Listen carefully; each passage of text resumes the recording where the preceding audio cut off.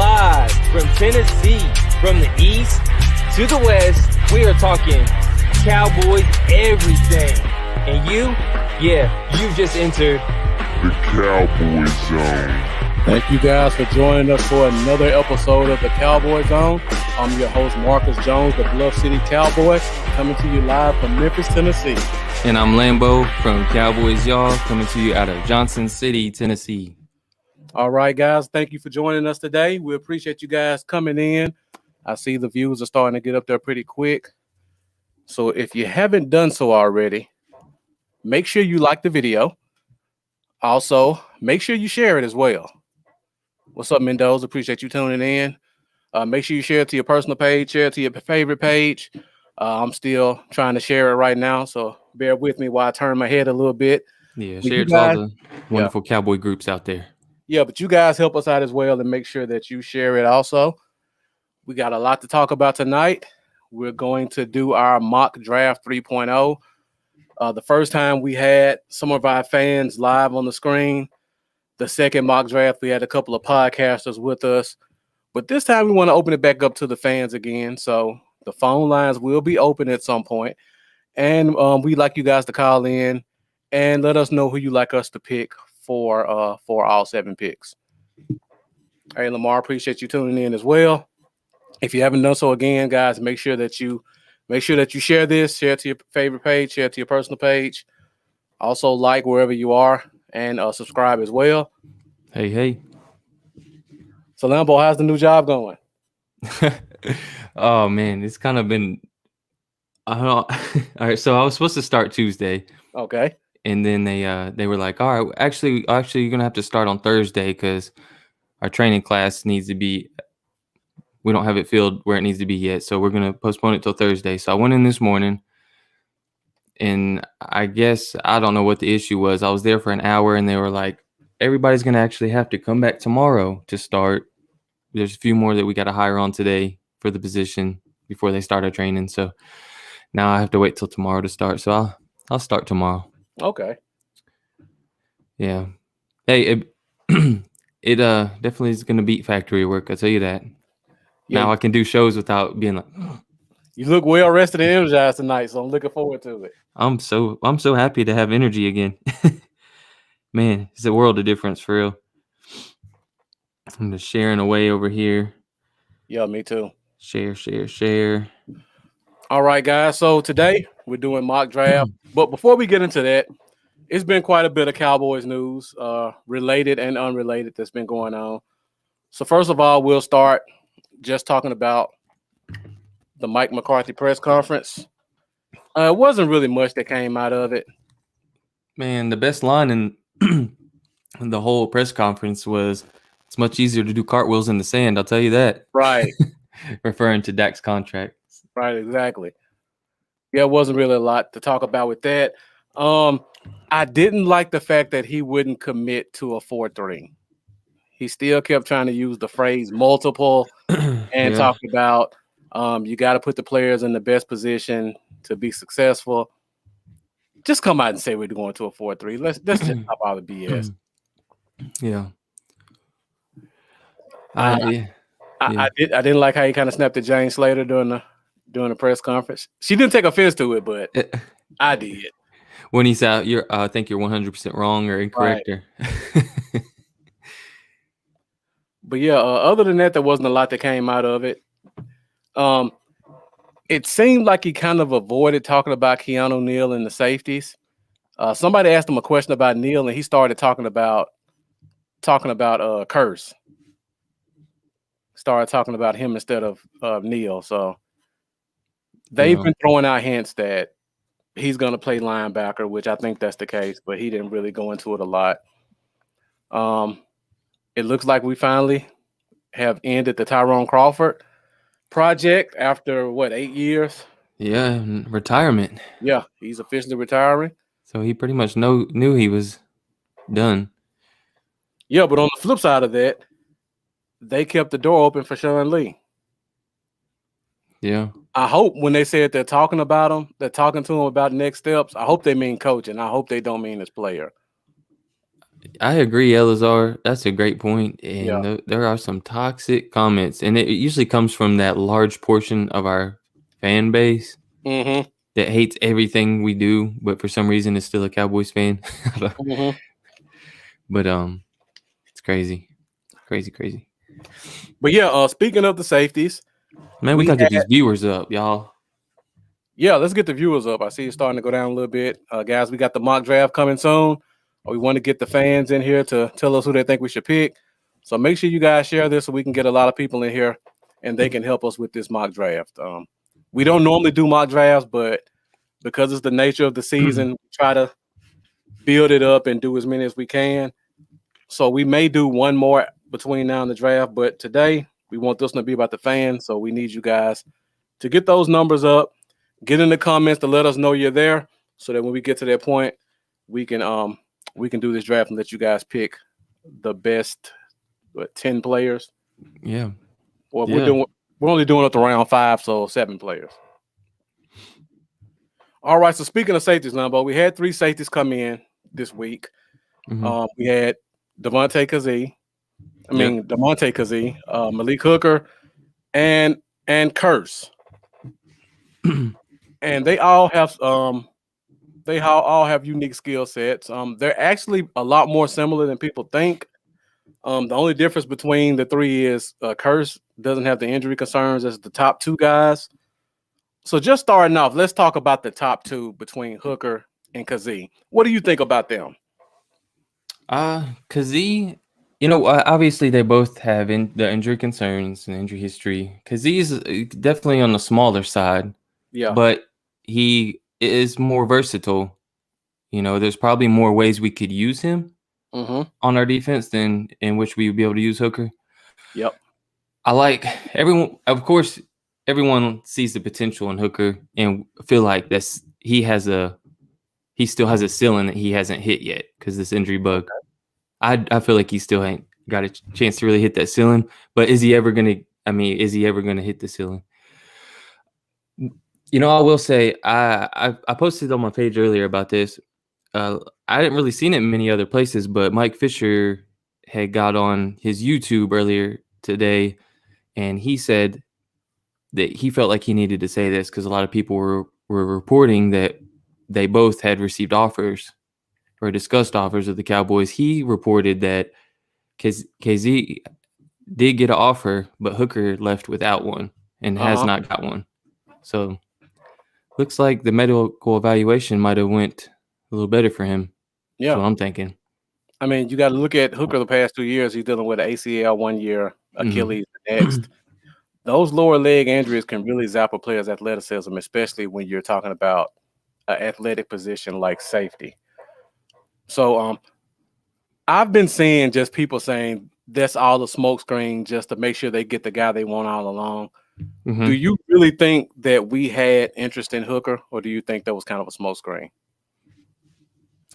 I do think there's interest. Okay. I think there's interest. I think they know that the talent that he has if he can stay healthy. Mm-hmm. But regardless of if we get one of them, which I think we will, I don't think it's going to affect how we draft anyways. Yeah. I do think if there's a safety that we like sitting there in the second round, they will pull the trigger on them. Right. And again, hopefully. The best ability is availability. And if it's true that he had a medical check and that check did not come back the way they wanted, it only makes sense for the team to pass up on him because we have enough half-year players. We look at LBE and guys like that. You can't, if you have one guy who's healthy and another guy who has some injury concerns. I mean, I know we all like Hooker. We like the name. We like the pedigree, former first-round pick. But sometimes you just got to look at it for what it is. Right. I mean, their stats are similar. I wish I made a chart tonight to show how similar their stats are. But Kazee has started, I believe, 2 more games, but he has 50 more tackles, and he has 3 more interceptions, and he has about 5 more pass deflections. So as much as we love Hooker, when you put them side by side and look at the statistics, because he is not that far behind. I agree. People just don't like him because he's 5'8", 175. Another interesting point. And Elohim, thank you for joining us. Eric Berger, appreciate your support as well. Make sure you share this. Make sure you continue to leave some great comments. I said about 15 more shares. Yeah, so like I was saying, Kazee actually plays strong safety as well. You talked about the position flex. He's played free safety. He's played strong safety. He's also played some nickel. So he's another piece that you could move around the board with this team, along with the Keanu Neal.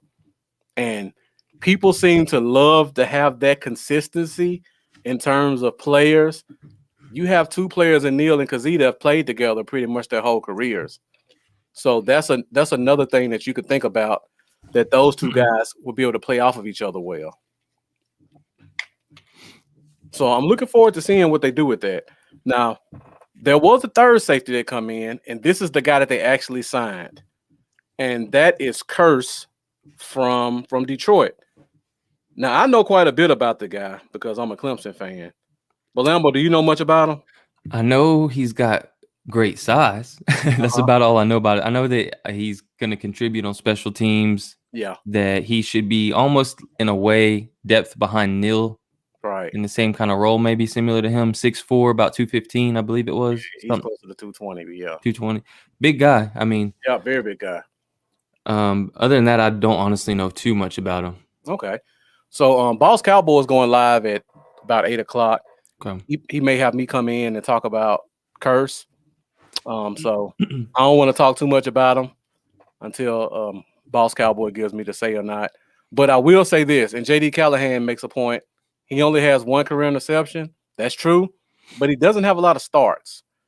If you go back and look at his time in Minnesota was loaded at the safety position. I mean, they had Anthony Harris as a backup at one point behind Andrew Sandejo and Harrison Smith, which is a perennial Pro Bowler. And then they also had George Iloka. So that safety room was deep, and it was hard for him to get on the field in Minnesota. Then he goes to Detroit for 1 year. He starts 5 games, does pretty well. But they mostly played him as a strong safety. He almost played exclusively at the line of scrimmage. So because of that, it was hard for him to get interceptions. But he has a lot of tackles for losses. And like Eric Berger says, he adds depth for Wilson. Helps confirm Neal to the wheel spot. Jalen the Sam, definitely. I see you a Patrick Walker. I was about to say, I was gonna say I see some Patrick no-see science. Okay. Now, another misconception about him, you talk about depth for Wilson. He can play free safety as well. Don't look at the one interception and think he can't play free safety. The guy has range for his size. Yeah. And he played exclusively deep middle free safety all throughout college. And he also has played some nickel as well and some wheel linebacker. So this is another guy. He gives you a lot of flexibility in what you want to do. When he was at Minnesota, he played some nickel in their cover 3. He played some wheelbacker as well. He's actually bigger than Neal. So if Neal gets hurt and you want to keep that great coverage ability, you could throw him in at wheel. He's not a household name, but if he had to start a couple games at safety, I wouldn't be upset about it. Looking at the tape, I think he can give us as much or more than Xavier Woods has given us the past 4 years. I say that with confidence. So I'm really looking forward to that guy. And I see Mendoza talks about Browning at Mike. See who he's going to be drafting. Definitely a possibility. Mendoza asked a great question. Do you think Washington will be off the board with the potential KZ Lou here? Definitely not. I assume your concern is the size, Mendoza. You don't think so similar? You don't think they want to have 3 guys 5'10" or less in the secondary? That's not as much of a concern for me as it would be for other people because you got to just look at talent. And you think they'll probably have a way to get out of KZ's contract as well after a year. Yeah, I mean, it's probably going to be a 1-year deal anyway. And if it's not, like I said, they'll be able to get out without hitting the cap in the second year, I'm sure. But I see what Mendoza's saying. You have 5'10" J-Lou, 5'8" KZ, 5'8" Washington. That's a pretty short secondary. Right. It's a good point. Yeah. Mark Cantor, thank you for joining us as well. Appreciate that. All right, guys, we're at 16 minutes. We're about to get into this draft pretty soon. So we'll be putting the number up. So if anybody wants to call in and make a pick, be sure to be close to the phone lines. Let us know what you're thinking. Also, if we don't get a call in, we're going to go by the comments. So if nobody calls in, we're going to let you guys in the comments decide who we take at each pick. So, you know what? A share shows you care. So again, please share. We're live on air. And for every share, I will take a drink of beer. That one was free. Sorry, guys. I'm trying to set the draft up right now before we get into it. All right. So before we get into the draft, we got to talk about one more thing that's happened this week. And that was the numerous pro days. Eric Berger said bars. Got bars. You ain't never heard Hey, real quick. Let them know about the album. Yeah, real quick. Go to YouTube and search. Is it Bird Gang? It should be Bird Gang Killer, Starboy featuring Cowboy Dale. And the second verse is me. And it'll sound you'll know you found it when you hear the duck hunt beat. And you hear Starboy's aye.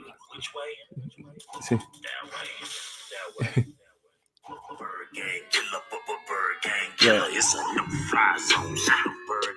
You guys didn't know Cowboy Dale was a rapper as well. He's multi-talented. I'll give you a quick little snippet. Yeah. Mark Cantor, we're not doing trades, but you can do whatever you want. We're leaving it up to you guys. One quick verse. Clipping Eagle Dome. Can't fly home, it's a no-fly zone. Business in the front, party in the back. We purging birds, got them held down like toe straps. All right. You got a YouTube if you want to hear the rest. That was Cowboy Dale's verse, right? Yeah. Okay. Shout out to Starboy. So before we get into the draft, we got to talk about this because we had a couple of pro days that sparked a lot of interest this week. And it was 3 guys who are potential picks for the Cowboys.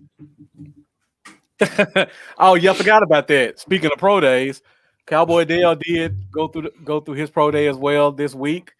He matched up pretty well with Patrick Surtain, at least in size. Everything else, everything else I'll let you guys see for yourself. But it was a very entertaining pro day. I don't think we're going to see him with a star on his helmet anytime soon. Unfortunately. Yeah, we had a couple pro days this week. And we had 2 top corners. Backtracking on that, it looks like the corner market has kind of thinned itself out because Caleb Farley is having another back procedure, which will be his second one in 2 years. So that kind of takes him out of the first round running for us, I think. So it leaves us pretty much Team Horn or Team Surtain. Yeah. And the pro days didn't do us any favors in terms of drawing that line to see what was the one you watched. Mark, be more specific in that about what was the one I watched. Sorry, I don't know what you mean with that one. And Jeff, thank you for joining us. Appreciate you and your support. So yeah, like I was saying about the pro days, it's pretty much a 2-man race in terms of secondary for us. Looks like it's Team Horn, Team Surtain. And they didn't really do us any favors as fans or a front office in separating themselves. they both had amazing pro days. Surtain came in with an unexpected 40 time. The shirtless pictures coming in looking like a wheel linebacker himself. 6'2", 210, very solid. But again, that was actually to be expected by me, honestly. I mean, he's a great athlete. I didn't expect him to come in and look skinny because he doesn't look skinny in pads. But then he starts us off on Monday, I believe. So in typical Horn fashion, in the competitor he comes out and one-ups them in pretty much every category. It helps knowing. Like someone posted, I can't remember who it was. They said if Horn would have went first, it probably would have been reversed. The same thing would have happened. He would have got that one extra rep. Mm-hmm. There's a little bit more in you when you know what number you're trying to hit. Right. And that's one of the things I really like about Horn. He's a true competitor in every aspect. That's true. It shows competitive spirit. Yeah. I guess you mean which pro day? Oh, Mark, I paid attention to all of them. I mean, I'm a big football guy, so I watch everything I can. And of course, you have to pay more attention to Surtain because it was on NFL Network. So they covered it like it was the combine. So you definitely got to see more of that one. And with Horn, it was more just trying to catch whatever clips you could on social media. But in terms of the outcome, I was definitely interested in both of them. They make the decision tough, honestly.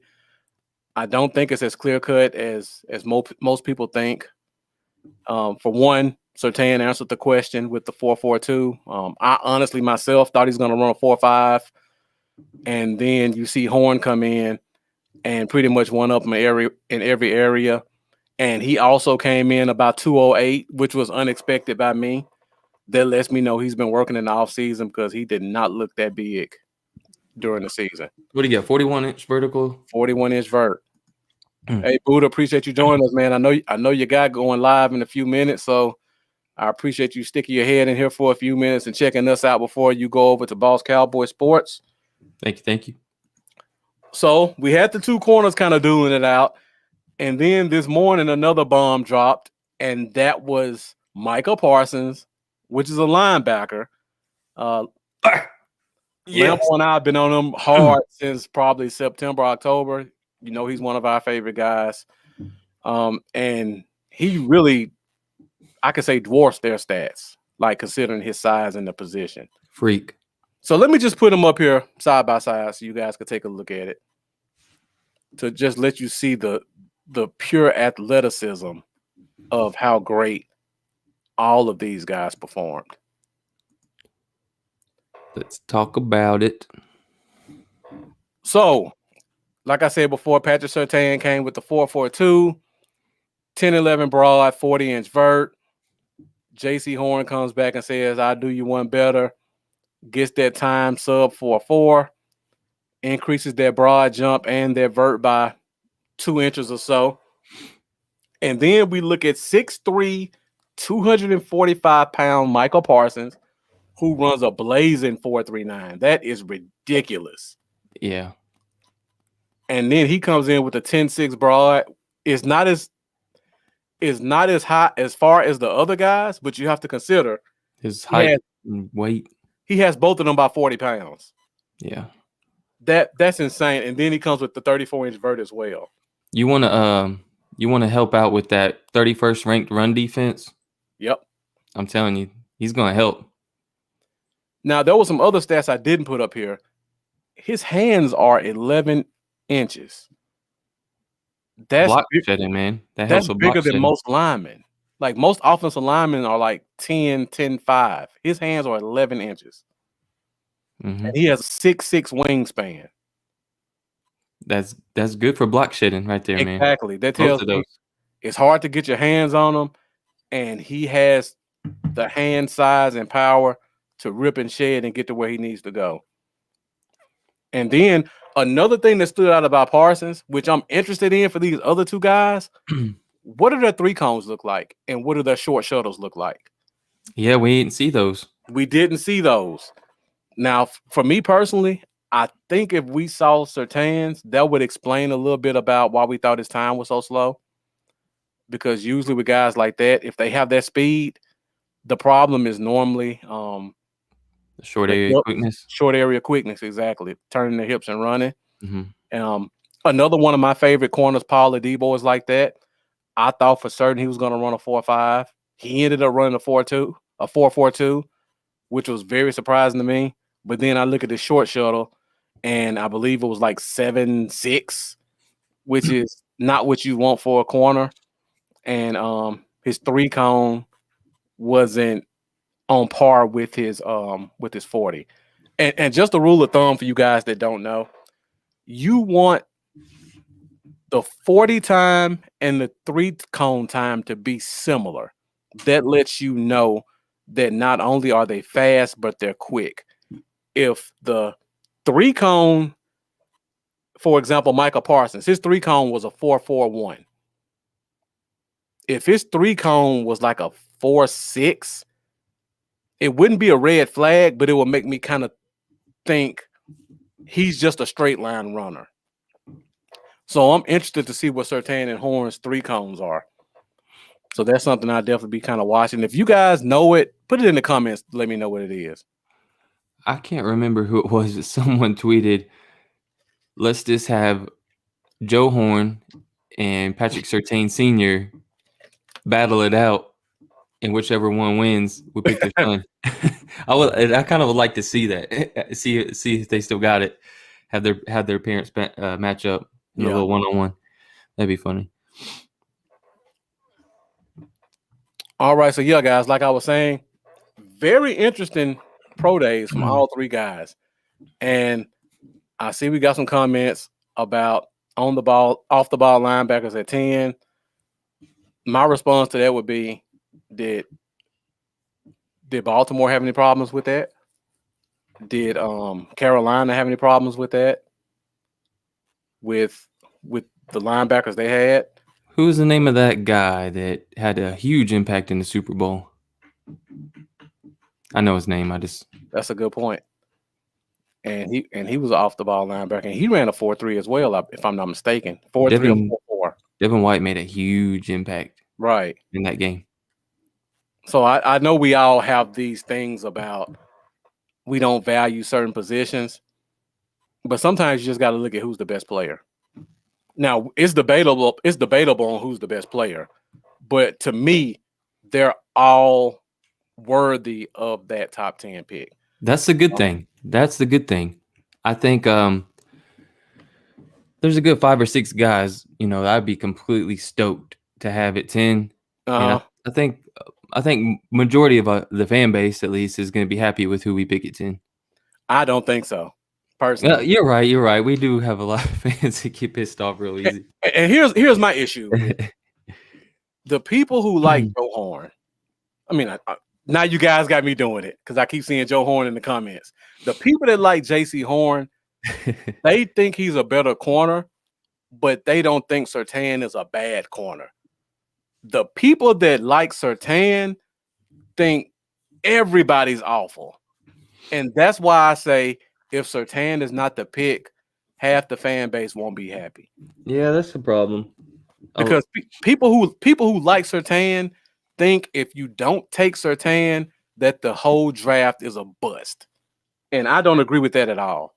It's because it's the name that Good Morning Football and others, probably sharing around a lot more often. It's the name that you hear. It's Alabama, and I don't know. You have to go check J.C. Horn out, man, and give him a chance before you make that decision. Yep. And for me personally, I know me and Lambo both. We both would like Parsons at that pick. Yeah. I don't know how Lambo feels, but if they don't take Parsons for whatever reason, I'm okay with Horn. I still feel like Horn's my number one corner. I don't know if you feel the same way, but I'm real close on the two of them. Right. I'm real close, like close enough to where I would still be like, okay, Surtain, okay, I like it. I'm the same way. Or Slater, okay, yeah, okay, it's gonna help us. Sewell, if you make it there, who knows? Slater might go first, not first, but he might go before Sewell.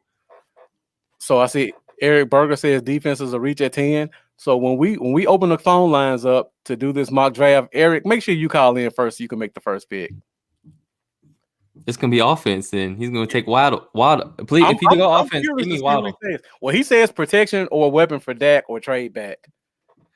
I'm cool with the trade back as long as we ain't going back too far. If we go like 15, no, I don't know, man. It's tough. I don't think Horn makes it to 15. I don't think Surtain makes it to 15. I don't see anybody wanting to trade up though. Like who would they trade up for? Depends what quarterback's sitting there at 10. I see Jeff and Mendoza confessing their love for Horn. I've been working on Jeff pretty hard on this one too. Everybody's getting Horn, right? And football horny, as my guy Jesse says. But yeah, and yeah, maybe it'll be Slater. Then I could say to the people that don't like it, don't be a Slater hater. But you've been in a rhyming mood today, if the views have gone up a teeny bit since we started, so thank y'all for sharing. Everyone shared, appreciate that a ton. No matter which platform you're sharing from, thank you again. So before we get into this mock draft, because we've been kind of focusing on just the three guys that we all really like. Penn State had another guy, Jason Owe, the defensive end. Did you see his combine stats? 4.37 was it? I believe he's 250. That's an edge rusher running a. But how many sacks did he have? That was the knock on him. I think 0-1. That is, how does that happen? How do you have that kind of speed as an edge rusher and not register sacks? I wish I knew. One thing I'll say, just taking a stab at it, sometimes players are better NFL players than college players. You just don't know how he was used in this game. Sometimes when you're just the best guy and the only guy they have, teams may put three guys on you because they didn't have Micah Parsons to have to deal with. They only had one guy to focus on. And honestly, Penn State wasn't really that good last year, so they were never really ahead.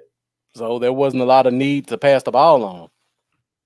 And how many games did the Big Ten play last year? Was it 6, 7? It was shortened. I can't remember exactly.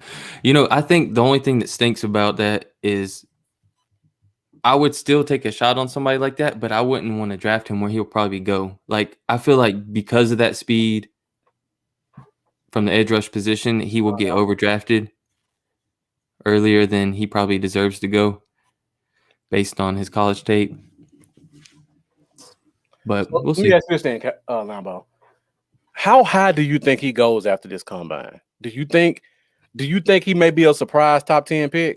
You think he goes that high?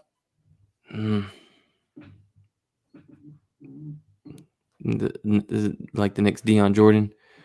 Yeah. You think somebody like Philly could say, you know what, this is a great pass rusher, we might need him? I don't think so. Okay. I could be wrong, but I don't think so. I mean, I don't know either, but you can't ignore those times. Yeah. Like 4.39 for a guy that's 250. I think he could work his way into the 20s. I mean, I pulled his stats up. They were almost identical to Montez Sweat. Well, his were actually a little bit better in every category. Okay. So that's a good comparison if you want to kind of figure out where you think he'll be drafted at, because late teens, early 20s. Yeah. Or it could be higher because it's such a draft. And we see people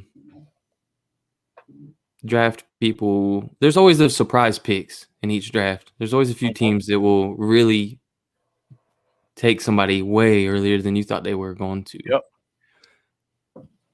It happens every year. You guys that follow me on Facebook, Raiders especially, do that a lot. Yeah, definitely. Okay. All right, I see me and Mendoza got some of the same people. The order's a little different. Mark Hampton says 25 to 32. I could see that. That's around the same place that Sweat went. Look. I just think a guy that runs a 4.3 whatever as a defensive end, somebody's gonna reach. Yeah. I would have to go back and look at how many 3-4 teams are in the top 20. Like I'm looking at a team like Denver, for example, at 9. They just signed a corner, I believe. Their receivers are okay. Kyle Fuller. Yeah, their receivers are okay. Defensive line is solid. But I'm looking at Von Miller, who has this huge salary cap hit for this year. And then they got the other kid, Bradley Chubb, on the other side. This may be Von Miller's last year. Maybe they want to go ahead and backfill that spot. So I'm just putting it out there. Mhm. Pay attention to Denver for this Penn State kid. Fabian Beret looks like a new name. So appreciate you joining us. Make sure you get in these comments. Let us know what you think about what we're talking about, what you think about this draft that's coming up. Hey Fabian, And- how you doing? And as soon as I say it, Mendoza puts it up there about the Falcons or the Lions. The Lions are interesting because both teams are interesting because they have new defensive coordinators. So you really have no clue what they're going to do. The Lions need offensive firepower, though, desperately. So I just can't see them not going an offensive weapon. Oh my God. Here we go. I don't want it. I don't want to edge at 10. Mark Cantor, this is the name that keeps me up at night. That's the I name. pray he does not have a good combine and Jerry starts talking that war daddy crap. Mhm. I pray it doesn't happen. But I could see Greg Rousseau running a 4.6, 4.7 at 6'7", 280, and some eyebrows start to get raised. And that would be – there's not a lot of picks at 10 that I would be upset with. This is a pick that I'd be very upset with if we made it. Welcome back, Taco Charlton.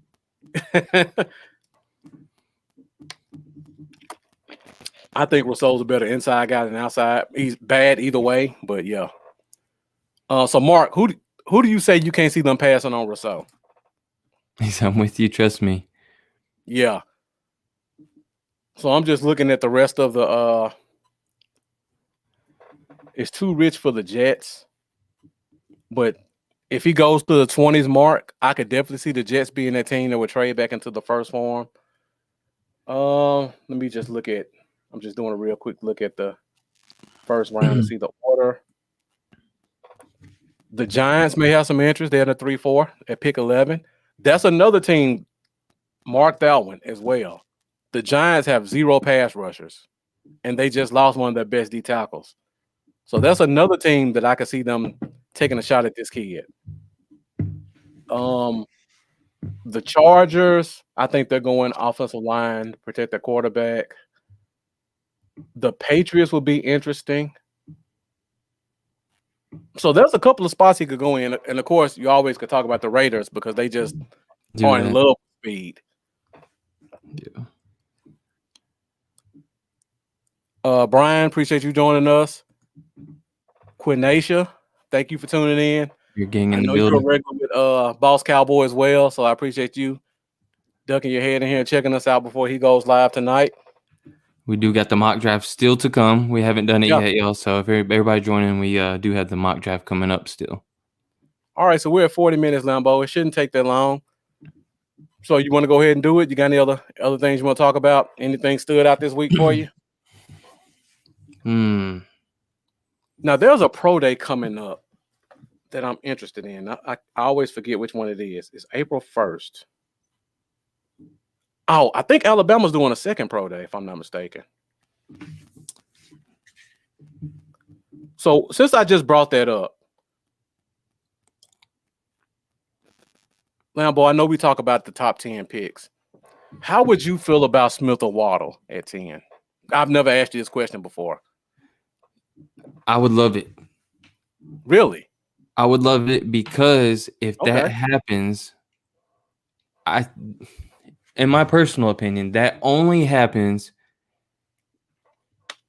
if they're willing to trade Gallup for an immediate impact defensive starter this year. I don't think they would take a Waddle or Smith there and roll out there with Waddle, Gallup, Lamb, Cooper. I Not think enough ball to go I around. think, but it would make sense to get a playmaker like Waddle, and then if you can trade Gallup for an instant starter on defense, that's a vet, that's going to be an instant impact guy, that's not going to take grooming for a year or two, that's going to help us right away this year on defense. And you're going to replace Gallup's production if you take Waddle at 10, trust me. Yeah. So, in my personal opinion, that I would love that because, as we've talked about, there's some good cornerback depth that's going to be there at 44. Very good. And it will be fine. Or, I mean, you could trade for a corner even that's a guy in his prime still. So, The more I look at this draft, I'm convinced now that cornerback may go 4 rounds deep with guys who could be starters by week 6 or 7. Like, there are a lot of guys we talk about that we really like. They're not all going second round. Like Mendoza talks about Wolverines tomorrow. Ambry Thomas, a guy that I'm very high on. Cameron McGrone. Yeah, McGrone, the linebacker. Ambry Thomas has the skill set that you want for a corner. I just think he needs to get in the NFL weight room and get about 10 pounds. So I don't think he could be a guy who can come in and be a starter year 1, but year 2, the kid has it. He has everything else you want, but he can come in and contribute year 1. So I'm definitely looking forward to that one. He may be a 3rd or 4th round guy. And thank you, Mark. You're right. It is UCF because I want to see what Richie Grant does. Definitely interested in that one. Richie Grant, I would be ecstatic if he were to slide to 44, by the way. Yeah. Stash, man, appreciate you tuning in. Stash. You're at the same time, Lambo. All right, you hit it. All right. Yeah, appreciate you coming in and joining us. How you doing? We still got the mock draft coming up, so yeah, stay tuned. Stay tuned. I feel the same way about Pitts also at 10 in the same conversation as Smith and Waddle. Yeah. Same type thing. And especially because there's some receivers that you could get in the middle rounds that I feel like are going to be, or you can move Lamb back to the outside, Cooper to the outside, and you could draft you a slot guy like Darden. Or you still like Darden after that combine? You know he ran like a 4.6, right? That was incorrect. He took the post down. He missed. He came back and said that was his mistake. It was actually a he sent me a message, so I deleted it, the original one that I shared. Okay. And he was just like, that was my mistake. That was stupid, blah, blah, blah. He said that his actual time was where's it at? I'm going to pull it up right here. It was 4.46 was his real time. It was his actual time. Because when I seen that, I was like, ooh, never mind. He's off my radar. Yeah. Then he told me, no, that was my bad. 4.46. I'm with you on that one too. McGrone needs to get in the weight room and he needs some experience because he's still really young. But I like him a lot as a linebacker. Yeah, I do too. And I like I'm on that train right there. If we don't go corner in the first round, I'm cool taking a chance at 44. I know that's a very Cowboy thing to do. We've done it many times in the second round. Randy Gregory, Jalen Smith. There's others slipping my mind at the moment, but I'm not opposed to double dipping that corner anyway. Yeah, the talent's there. Yeah, because that's a good point as well. Also, because like we've talked about, I don't feel like Anthony Brown is going to be here much longer with the 3-year contract J. Lou just got. Anthony Brown won't be here past day 3 of the draft if they draft a corner. That's just my opinion. Yeah, they're going to trade him for whatever they can get. That's how I feel as well. Yeah. Okay, we got one on the train. We got one on there with us. Mendoza asked about Josh Palmer. That's the wide receiver from Tennessee. Yeah. He's a guy. I look at him. I mean, you know who's interesting? Who is that? TJ Vasher out of Texas Tech, the 6'6" guy. Mm-hmm. Talk about a wingspan and red zone threat. Golly. He made a catch that mirrored that OBJ catch, man, in college. Oh, it's beautiful. Right. Actually, Mendoza talking about to save that $4 million with Brown. I agree. TJ Basher. He used 6'6". every inch of that wingspan on that catch. Yeah.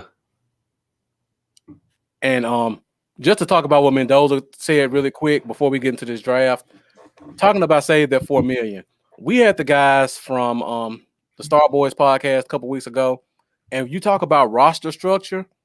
If you think about the way this team is structured at the cornerback position, Diggs is number 1.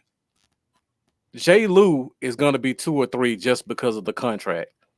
If you draft a corner high, he's going to be 2 or 3. You can't have a $4.5 million cap hit for your number 4 corner. Yeah. And then you have Reggie Robinson, who probably is going to be your number 4. Yeah. So Brown may be a number 5 corner, and he may have the highest cap hit of all of them. That's not how you build a team. That's why I say if we draft a corner high, he's probably gone. Yep. They'll save that $2.5 million, or they'll trade him to pick up an extra 5th or 6th or whatever the case may be. Mark Canada talks about Chaz Surratt. I'm high on Chaz Surratt as well. He's slowly falling down my board after I saw him measuring at 6 feet with 31-inch arms. He misses a lot of tackles, but I do love his motor. I love his cover ability. So if he's there day 3, I'd definitely take a chance on him. But those short arms and the combination of that and the missed tackles is concerning. And to answer on being we are in Tennessee, I'll go ahead and throw out the Josh Palmer. He had a 34-inch vertical, 4.5 140, 10.4 broad at 6'1", 210. So nothing out of the world special, but not a bad grab late. Yeah, you're definitely right. All right, guys, so let's get into it. We've been talking for 48 minutes. Let's go ahead and knock this out really quick. So we're about to go into our mock draft 3.0. Number, let them know again. Share. Go. Let them know that. Yeah, let them know. Let them know to share it. Share if you care. And look, if we hit 50 viewers, I will chug this whole beer in 10 seconds. That's not extremely fast, but I'm just trying to persuade y'all to share. Well, let's do this, man. All right, guys, let's get to it. So Lambo likes the Pro Football Focus draft. So we're going to roll with that one today. And let me put this phone number up there to see who wants to be our first caller to make the first pick. So phone lines are now officially open. So whoever wants to make the first pick, be sure to call in right now. Let us know what you're thinking. Charlie, what's up? Charlie Moffitt, great job with you guys' podcast. I saw your first episode. I can't wait for you guys to start going live. And Lambo and I definitely can't wait to come on and support by being a viewer or a guest or whatever you guys need. And once you guys get things up and running, we'll definitely have you back over here with us as well. All right. So did it already go through the first 9 picks? No, I was waiting to go through the first 9 picks. So did it let you set the speed of the picks? I said everything to fast, yeah. Okay. All right, guys, phone lines are open. So we'll wait another 30 seconds. And if not, we'll go through the simulator and we'll let you guys in the comments pick it. So if anybody wants to make that first call, let me know. Mendoza says when you want to call in, but you're watching on your phone. I think a lot of people do that as well, Mendoza. That's probably why a lot of people don't really have a lot of call-ins as well. Because I know I do it myself. Yeah, I'm usually always watching from my phone. So just grab if y'all got a wife in the house, just be like, hey, babe, let me use your phone real quick. We got an Atlanta number calling in. All right, ATL, you're on the air. Let us know who you are and where you're from.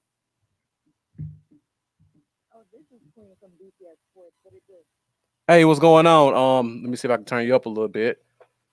Say your name again. All right, Queen. I'm trying to turn you up as best I can. Guys, let me know if you can hear in the comments. Lambo, is she low for you too? Yeah, it's low. All right. It's low. Try one more time. All right. Again, Queen, you're from ATL, right? Yep. Okay, that's louder. I can hear better now. Okay, so we got Queen in representing BCS Sports. If you guys don't know what that is Boss Cowboy Sports. Definitely, we're a fan of his. He's one of our favorites. He's been on the show a couple of times. Very intelligent. Right. If she's calling in and she's affiliated with him, I know she knows her stuff. So she's definitely going to make the right choice for the first pick. So, Queen, let us know what you do with BCS Sports. Well, I like to give feedback on who we see as not only as in the top 100, we also like to go in depth for beyond the top 100 because more often than not, people don't realize that most of your Pro Bowlers, as in 2, 3, 4, 5 times in their career or more, Hall of Famers, Super Bowl champions, actually come after the first 2 rounds in the draft. That's a good stat. Like, for example, Tom Brady found in the 6th. Russell Wilson found in the 3rd. Our own Rain Dakota Prescott found in the 4th. Witten in the 3rd. Before him, his predecessor, undrafted. You're definitely right about that. The quarterback position is definitely a crapshoot no matter where you pick it. People think because they pick a guy at the top that it guarantees them something. I think history suggests otherwise. I mean, you still have to take who you think is the top guy because that's just a smart play, but there are no guarantees when it comes to the quarterback position. I say it's more of does your system fit the quarterback, not does the quarterback fit the system. Yeah. And to add to that, is your coach flexible enough to change the system for the quarterback? Because that's what kills a lot of these guys. Yeah. True, because let's look at use Tom Brady as the case study. Belichick tailored his offense for 20 years around his skill set. Bruce Arians did the same thing. Yep. Bruce Arians had to compromise with what he wanted and what Tom was comfortable with for them to be successful. And look at what happened. The Tampa Bay Buccaneers won the Super Bowl since they went there with Gruden. Right. Definitely right. All right, guys, we're going to make this first pick and let Queen make it. Queen, can you see the screen? Or do you need me to call it? Can you see my screen, or do you need me to call it out for you? No. I can see it. Okay. I'm screencasting onto my television. Okay. All right. William Coulter, thank you for joining us as well. Power Ranger fan 234. Thank you for joining as well. Make sure you subscribe where you are. Subscribe to myself, Bluff City Cowboys. Subscribe to Lambo at Cowboys Y'all. So let's go with this first pick. Let's see what the mock draft gives us. All right, and I want to see who those first 9 picks were too. If it'll let you scroll up. All right, let me pull this banner down so we can. Oh wow, Devontae Smith. This one is surprising. Broncos. So let's go through the first. Oh wow, that ain't happening in real life. I don't think. Micah Parsons went 3. Oh, Jalen Waddle went to Atlanta. That's a huge surprise. Trey Lance. Yeah. Was how many quarterbacks is this? 1, 2, 3, 4 quarterbacks in the first 9 picks. And look at what tackle is sitting on the board. Right. God. Yeah, I'm surprised no tackle went off the board. Yeah, Slater. Slater. Well, if you consider Slater a tackle, I don't, but most people do. What's surprising is you got Sewell there. Go ahead. I'm sorry, Queen. Right. I would say surprise fact. You know how everybody likes to knock Slater for his arm length? Mm-hmm. There's a great Cowboy. When he came out of college, people knocked him for his arm length, but now everybody thinks of him as one of the better guard tackle, players in the game. Guess who that is? I already know. I make this point all the time. Zach Martin. What's funny too, Marcus? Right before we did this earlier into the show, I said it wouldn't surprise me if Slater goes before Sewell. And look at this mock draft just turned out. That's crazy. So, Queen, is there any position you want me to scroll through? Any position you want me to scroll through? You want to scroll down the screen anymore? You can scroll down if you don't mind. Okay. Patrick Surtain still there, surprising. Now I can tell what a lot of people are gonna say. Pitts is the sexy pick. Surtain's also the sexy pick. I am of the this is kind of tricky. It is. This is definitely tricky. I am Queen because usually I'm Queen trade down. If there's like one or two there, well, Marcus, so you can recoup picks, but there is trade right here. It's so tricky because Penei Sewell is sitting right there in my face, and I'm like, I don't want to do trades though, Lambo. That's a whole other can of worms we get into. Yeah. Look like you got a few offers there. Right. And so I'm like, I'm kind of Sewell since he's like looking me in my face. Okay. And I'm 5'6", and I know that man is like 6'7", 6'9", and it's like pick me or I squish you. So I'm gonna pick Penei Sewell so he doesn't haunt me in my sleep.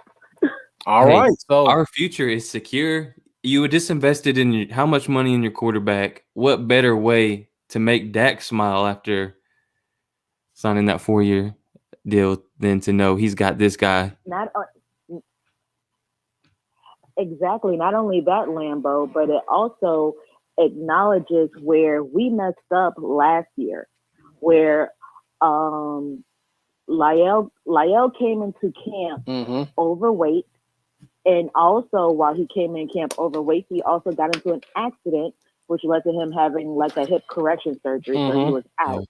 And instead of addressing that issue by getting a quality veteran, somebody believed in letting Terrence Steele grow. And I'm just going to say we're here now. Yeah. So, yeah. Here we are. All right. So, Eric Berger says can't be mad that Pitts failed, but you got to trust your board. O-line ain't sexy and fun, but I would be ecstatic if he falls to 10. Yeah. Got a lot of Sewell and Pitts. Mostly people saying Sewell's on the board. Oh my God. So let's go ahead and make this pick. Yeah,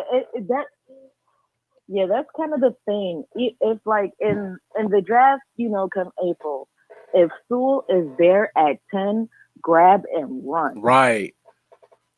So because he's not supposed to make it past the Bengals. Yeah, I agree with that. Yeah. I mean, that was just like last year with CD. CD wasn't supposed to make it past 10. Yeah, or the Raiders even. He fell to 17. And people keep putting these offensive weapons with the Eagles. They really don't like that tackle they drafted a couple years ago. Like, I don't see him making the team much at longer. Because I don't think he started more than 2 games in 2 years, and he was a top 15 pick. So, he's very injury prone as well. Yeah, and he has a horrible attitude too. So we got one person saying there's no way they pass on Pitts. I don't know about that. Yeah, I don't know either. And with Tyron's injury history and the best tackle on the board available. Go ahead, Queen. Sorry. Exactly. And I wouldn't, and actually, oh no, you're fine. I would say, not even really with Lyle, because with Lyle, that you would get at least 12 games out of him. Whereas with, not Lyle, but Tyron. With Lyle, it's like when he goes down, you have to question, oh my God, what's going to happen? Yeah. With Tyron, at least that's 12 guaranteed games he's going to be in. So with Sewell in this instance, right, hypothetically, you would have at the middle of the season, you'll give Tyron a break, like a 3 to 4 game break, where he can rest his body, and then you put Insul, have him sit, get like a vacay for a minute, get his body right, come back and make that final push. Exactly. All right. Well, Queen, before we let you go, Because I'm sorry. So- Go ahead and finish your thought. I would say that's kind of a lot of things like the Buccaneers, the Chiefs, a lot of the Super Bowl championship teams from the past 5 to 6 years, they will rotate certain guys out of the offensive line to give their understudies some game reps. So that way, when the playoffs come around, if God forbid that starter gets hurt, they won't be up a creek without a paddle, to similar how the Chiefs were when they lost 3 out of their 5 offensive linemen towards the Super Bowl. Yeah, you're right. He's starting somewhere on that line. He ain't gonna, like, if he gets picked at 10, he's gonna be on that line somewhere starting, I believe. Definitely. They pencil him in at left guard, or Collins back to left guard, him at right tackle. Connor for the guard spot. Yeah. Yeah, he'll hold down the left guard spot. We'll have easily the best O-line in the entire NFL. And then when Tyron goes down, you bump him right out to left tackle. So he won't be just sitting there swing, I don't think, not taking reps during games.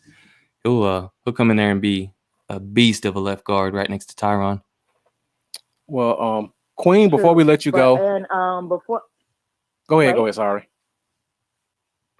I was going to say, one guy keep an eye out is David Moore, the guard from Grambling. Mm-hmm. Okay. He is a mountain of a man where whoever comes in front of him cannot move him. I call him Captain Blindside because he moves you, but he will not move. Yeah, definitely one of those project guys. Before you talk about that, Lambo, Queen, before you go, let people know where they can find you at. Let them know where they can find BCS at, and we'll take this next caller and talk about this news that just broke. Well, you can find me over with Boss Cowboys over at Boss Cowboys Sports, where we always just give you what you need, not what you want to hear. But as we say, you always get fed with a good hamburger, not just steak. Thanks, Queen. All right, Queen. Thank you for joining us, and we appreciate your support. All right, have a good one. All right, you You too. too. So this is a 1-year deal, like you said, Marcus. Okay. So that's not going to KZ has been signed to the Dallas Cowboys. He did not even he visited Lions today. Yeah. They didn't give him time to work nothing out. It's a 1-year deal, so we're still wide open at drafting the safety of the future if we want to. Exactly. And like I said earlier in the show, there was no offer made to Hooker. So it appears We could double dip. They could double dip. But if you're Hooker, do you really want to go to a team where you're having to go into a battle versus an instant starter? If his physical is what we expect, he may not have a choice. Yeah. And what better way to build your reputation than being the starting safety for the Cowboys, who haven't had a great safety in 12 years? One great year for Dallas puts you on the map at safety.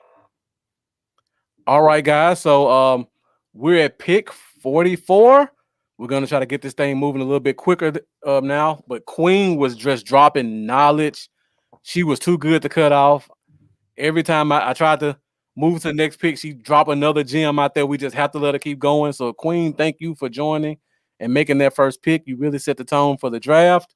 And online is open again. Go ahead, Lambo. You won't see a lot of mocks with him as our number 10 pick, and it is not because of not being the BPA and not having the talent. It's because no one expects him to slide to 10. So that's an amazing value at 10. Yeah. Like this guy should be a top 3 pick, top 3, top 4 pick. I see a lot of favorites sticking out here. So who wants to call in and make this pick? Do we have Aleem McNeil on the board? Oh, okay. Zaven Collins, somebody a lot of people think goes first round. I don't personally. Jabril Cox. How about Richie Grant? Richie Grant is still here. Oh, this is interesting right here. See, I know who my pick is. Eichenberg is still here, which is surprising to me. Yeah, that's another one. Javon Holland is Greg Newsome. Greg Newsome, everybody's high on it. Think he may be a first rounder. Marvin Wilson. Let's go back and look at who's been taken so far. Yeah. And by the time we finish this, or nobody calls in, Lambo, guys, let us know in the comments who you like. And by the time I scroll through this, if nobody calls in, we'll go ahead and make the pick. All right, Farley went 13. All right, the guy we just talked about, Jason Owe, went 16 to the Cardinals. I can see that they just got rid of Hassan Reddick, so he would come in and pretty much replace what he did. Rashad Bateman went to Oakland, which is a surprise. Darrisaw. Kyle Pitts made it all the way to 19 to the football team. Boy, that would be scary. That would be a freaking nightmare, dude. Yeah. First of all, he should not slide to 19, but if he did and fell right to Washington, I'd throw up. I would freaking throw up. I see Mark Cantor says double dip in the second. I assume he means Leatherwood. I'm not sure. Where is he on these rankings, by the way? Leatherwood is right behind Collins. Right behind. Okay. All right. Asante Samuel winning the first. Kyle Trask, which is, I think, is probably going to be their pick to Pittsburgh if he sneaks in the first. Yeah. J.C. Horn fell all the way to 26. I do not see that happening. But boy, wouldn't Cleveland be loaded. Oh, man, I just figured they just keep getting talent. Yeah. So go ahead, Lambo. Sorry. Who you want to say who you would take right here? And yeah. And I will mention who I would take, and then if we don't have a caller by then, we could collectively do it with the chat. Let me check something first. I got to see how many linebackers are available. Cox, Hilliard, Davis, Sabat, Money Rice, Pete Werner, Matt McCrone. Okay. Barry Brown is still there. Wallow. Pete Werner and Barrett Brown is still there. I think one of them may be there in the third. I'm hoping. Yeah. If one of those two guys are there, probably.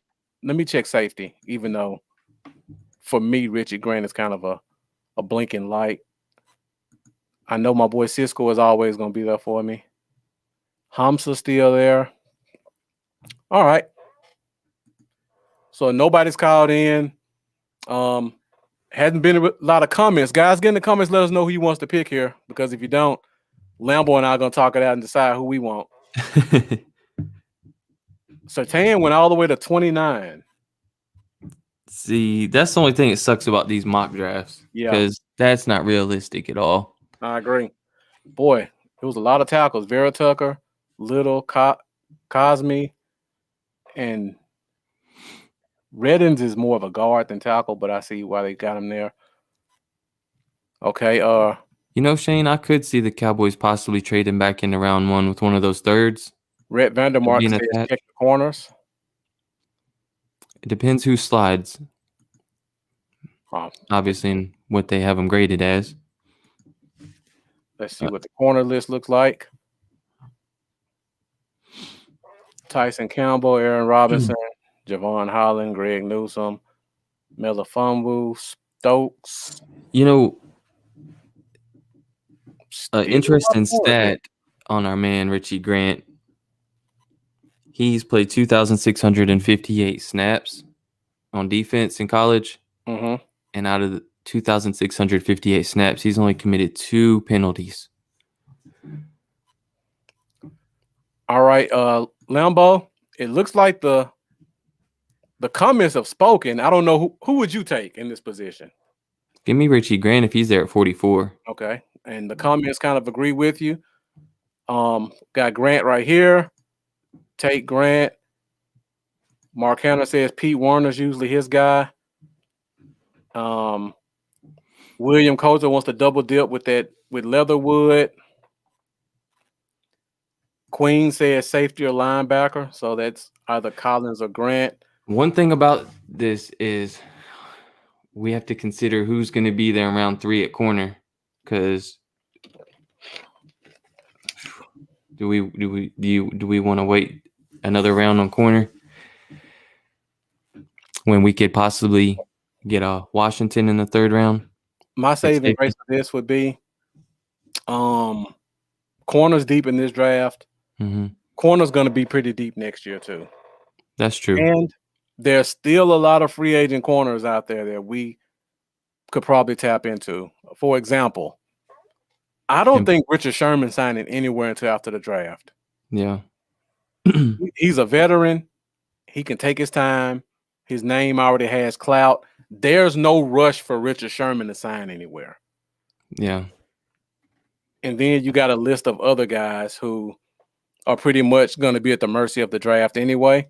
Yeah. Samuel Jr. is gone also, isn't he? Yeah, he was a first rounder. Okay. So, all right. So it looks like pick number 2 is going to be Richie Grant, the safety. Yeah, I like it. So you right here. Okay. We're 2 picks into this draft. We have the best tackle and best offensive lineman in the draft, and we have the best safety in the draft. Right. That's a good start. That's a good start. That would be something to be happy about. So right here, I'm looking at this top list, looking at the names. Eric Stokes is a blinking light for me. Oh yeah, he ran good, didn't he? I believe he ran a 4.3. He ran a 4.3. Yeah, he's always fast. So for me, I'm gonna look at linebacker, D tackle, and corner. Yeah. So let's start at linebacker. Chad Surratt still there. Dylan Moses, Pete Werner still there. Matt McGrone, Baron Brown is still there. That one really catches my eye. Mm-hmm. All right. So I like both. I really like both Ohio State linebackers. And the reason for that is I think they can play multiple positions. Some of these other linebackers like Chad Surratt, he's only a wheel. Money Rice, he may be able to play Mike, but with that lack of athleticism, he's more of a strong. Dylan Moses is pretty much what you already have with Jalen. Matt McGrone's going to need a year. I would take him, but I would probably try to hold out, see what happens at 99. Let's go to, D tackle. Let's go D tackle next. I see a lot of D tackles I like. Those top 2 really catch my eye. Tyler Shelv and Jay Tufele. Bobby Brown. A lot of people like him. Milton Williams is a pro day warrior who's getting a lot of clout right now. Mustafa Johnson, that can come much later. Yeah. I didn't know Tonga was rated too low. Yeah, Tonga, you can get your big nasty real late with Tonga. Yeah. And who's there at corner? I see 2 guys right here. I will probably hold out, see what happens at 99 or 115. Let's go to corner because I want to see if there's a guy I feel like could start by week 7 for us. And I look at Eric Stokes. I call him J.C. Horn light. Yeah. Super aggressive guy. Joseph. Kelvin Joseph is another guy. The talent is there. The character concerns are there. But without those character concerns, he's going in the 20s. Yeah. Ambry Johnson, I think he's a 3rd, 4th round guy. Sean Wade still there. A lot of people still kind of high on him. Debo. Paula Debo, you guys know how I feel about him. I think he's a late 1st round guy. He's sitting here with a 4th round rating. All right, let's go to the comments and see what we got. This is tough. This is where it gets a little tough. I think one of those linebackers is going to make it to the next 3rd pick. Mendoza says take Stokes, then hope for Brown at 99. That's exactly what Lambo just said. I'm thinking the same thing. Charles Moffitt said 3rd round's a good time to pick up the fat 1 tech. So do you like Stokes over Joseph here? You think? A little safer, maybe. I don't know if it's safer, honestly. Joseph doesn't have a lot of experience. But that's true. The thing about Joseph can look like the best corner in the draft by far if you watch the right series of plays. Yeah. But if you watch the wrong series of plays, he looks like he just started playing corner before the game started. He has a lot of WTF moments. Like, what were you looking at right there? What were you thinking? Why did you turn that way? He has a lot of those. It's very inconsistent.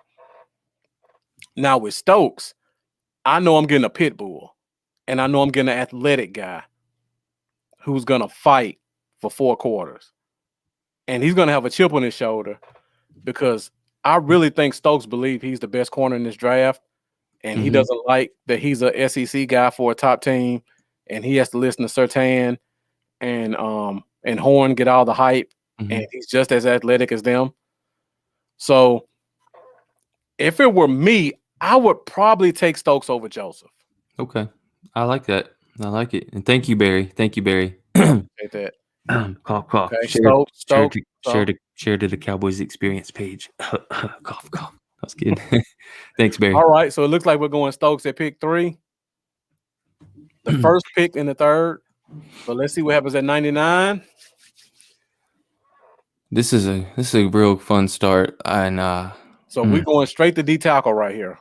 I'm pretty D tackle and linebacker. Yeah. And okay. Neil's gonna play a lot of linebacker for us too, which is gonna help out some. Oh, Bobby Brown's sitting there too. I'll tell you, I love Jay Tufele. That is my guy. Bobby Brown, I like him too, but I love Jay. Let's go to linebacker. Let me go through D tackle a little bit more. And Jay Tufele ain't gonna be there after this round. Milton Williams is an athlete. I think you can wait for him. O'Brien Goodson. I just got to mention the Memphis guy. If I'm not mistaken, he's from my hometown. Let me check that out. Because I remember there was an O'Brien who played for my hometown team. O'Brien Goodson. Is that him? All right, let me go to linebacker while I look that up. Because I think this is here from my hometown. So I got to show him some love if he is. All right. And it looks like Browning, Pete Warner are both there. The pick is in music. We forgot it. I think I may still have it on here. I'll pull it up. All right. So next pick, it looks like we're going linebacker or D tackle. Mark Cantor comes in with J no contest. If you want to lock the pick in, Mark, all you have to do is give us a call. I don't think the comments are going to agree with you. Phone lines are open. It looks like it's a 2-man race between linebacker and DT. So your Ohio State linebackers ain't going to be there either. So it's going to be between what do you value more between these two Ohio State LBs versus Jay? Whoa, and a surprise, Mendoza says it's Jay right here. And I know he's really high on Browning. Okay, so we got 2 Jay. So see, everybody understands too that we haven't taken the defensive tackle position serious enough in recent years. Mendoza, wishful thinking. Let me go back to D tackle. Oh yeah, and the kid O'Brien Goodson, he was from my hometown, South Panola. The University of South Panola out of Batesville, Mississippi. I hope this kid gets drafted because he was really talented in high school. Just undersized. I'd be shocked if he's 280. But he played with a lot of aggression. Very strong, typical South Panola fashion. He's always extremely strong for his size. Isaac Valet, thank you for joining us. All right, we got 3 for Jay, so I think that's the pick. So with our second, third pick, we go with Jay Tufele out of USC. And as the picks go through, I'll just let you guys know why I like him so much. He can play 1 nose and 3, but as a nose tackle, he has the ability to be able to get to his spot. Normally, when you have a nose tackle, they're just a big guy who stuffs the hole and stays right there. This guy, he knows how to move inside to play off of the guard and center to get to the spot he's going in. And I see Jeff. Jeff, I think O'Brien's from South Panola. I'm almost certain he played South Panola his senior year. He may be from Sardis, but I think he played for South Panola. All right, Florida Cowboy, thank you for joining. So we're in the fourth round. It looks like we need to go to linebacker first to see if Baron Browning is still there. What's up, Isaac? How you doing, bro? And he is still there. Oh, would you look at that? Just look at it. Would you look at it? That's a Ed Bassmaster reference for anybody that watches him. All right, guys. So we're looking at Baron Browning right in the face. I think Lambo and I are both on the same page on this one too, but we want to get you guys in and see what you say about it. Baron Browning and Pete Warner are very similar. For some reason, Pete Warner was a regular starter, and Baron Browning did a lot of rotating in at the middle spot. They're both athletic. I think they all three have the ability to play multiple positions. I just think Browning has it, like that hard-hitting ability, the ability to cover. Pete Warner bites on quarterbacks a lot, and that concerns me with him. Baron Browning seems like he's a little bit more smart, has a little bit more awareness on the field. Yeah. So Lambo, you got to explain that reference to me because I didn't get it. Oh, Ed Bassmaster, he's a guy that's got probably millions of followers by now. Okay. This is a funny dude. He started making those Vine videos years ago, and he just went viral. And he has like 5-6 characters he dresses up as, kind of like I do with Cowboy Dale, but he has like 5 or 6 personalities or personas. Oh, Cowboy Dale is his own person. Yeah. And Ed Bassmaster's got the same kind of deal, but he's got like 5 different dude or characters he plays. Okay. One of them is the guy who goes around. He's like, "Would you just look at it? Just look at it." And he does all. You'd only find it funny if you watched him. The guy's hilarious. I have to check it out. I just made a note of it. Unreal. All right, so looks like we're in a consensus with Baron Browning right here. So when we get to this next pick, it gets real interesting because I have no clue where we're going. The Lunatic, thank you for tuning in. We're going to talk about this a little bit more in a minute, The Lunatic, so stick with us. All right, so we're at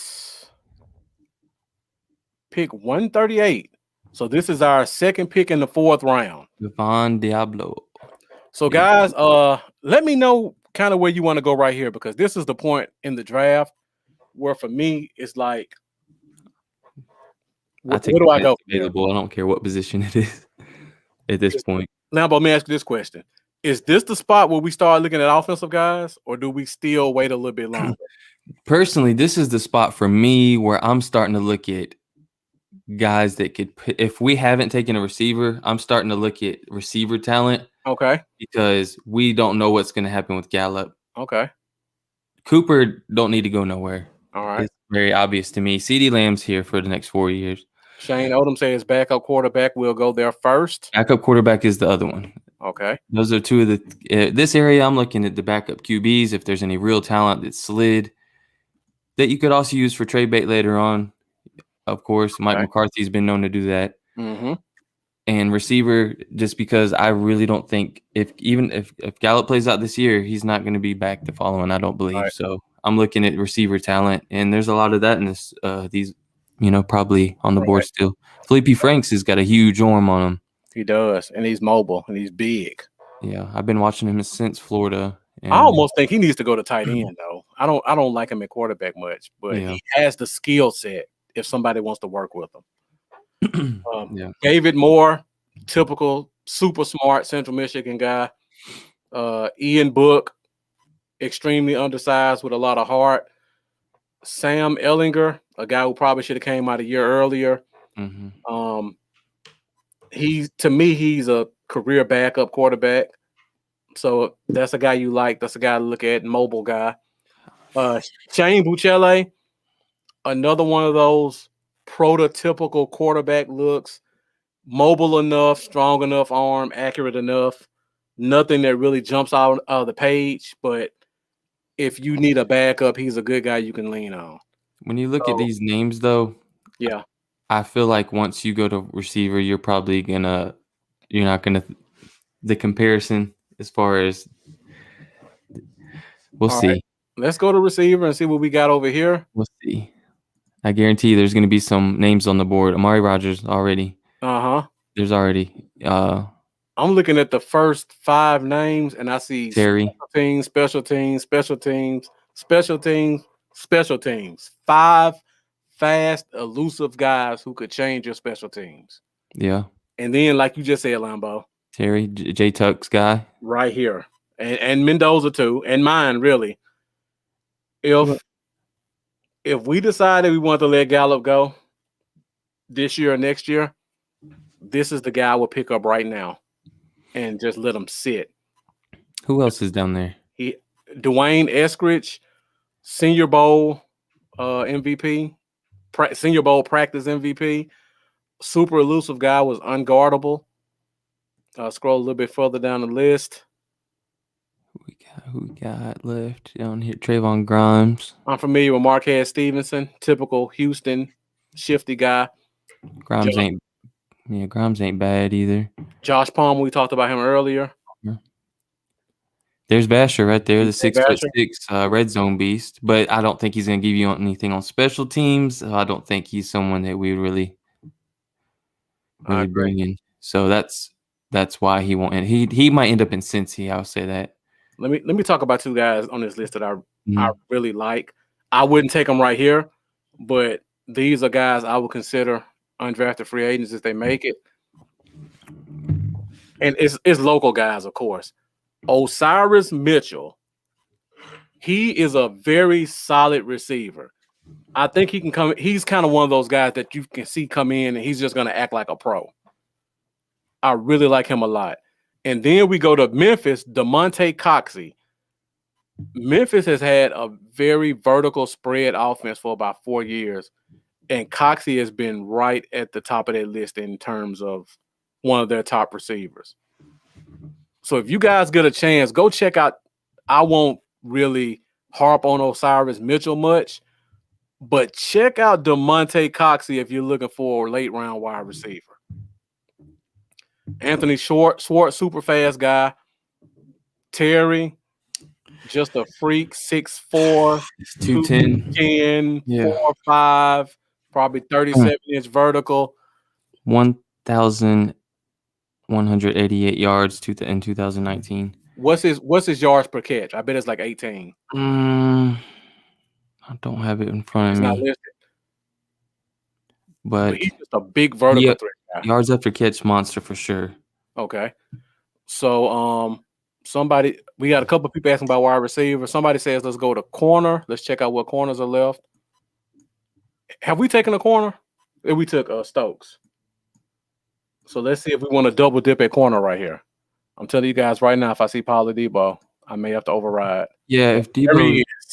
Oh, okay. Well, I won't be the one to make the decision. I didn't think he would really be there at this pick. I didn't even think the look. There's another corner on here that's probably here that nobody talks about. Let me see if he's there. Robert Rochelle, people talk about. There we go. This would be a tough choice for me. I would probably hold out on a Debo just because I see this name here. Keith Taylor.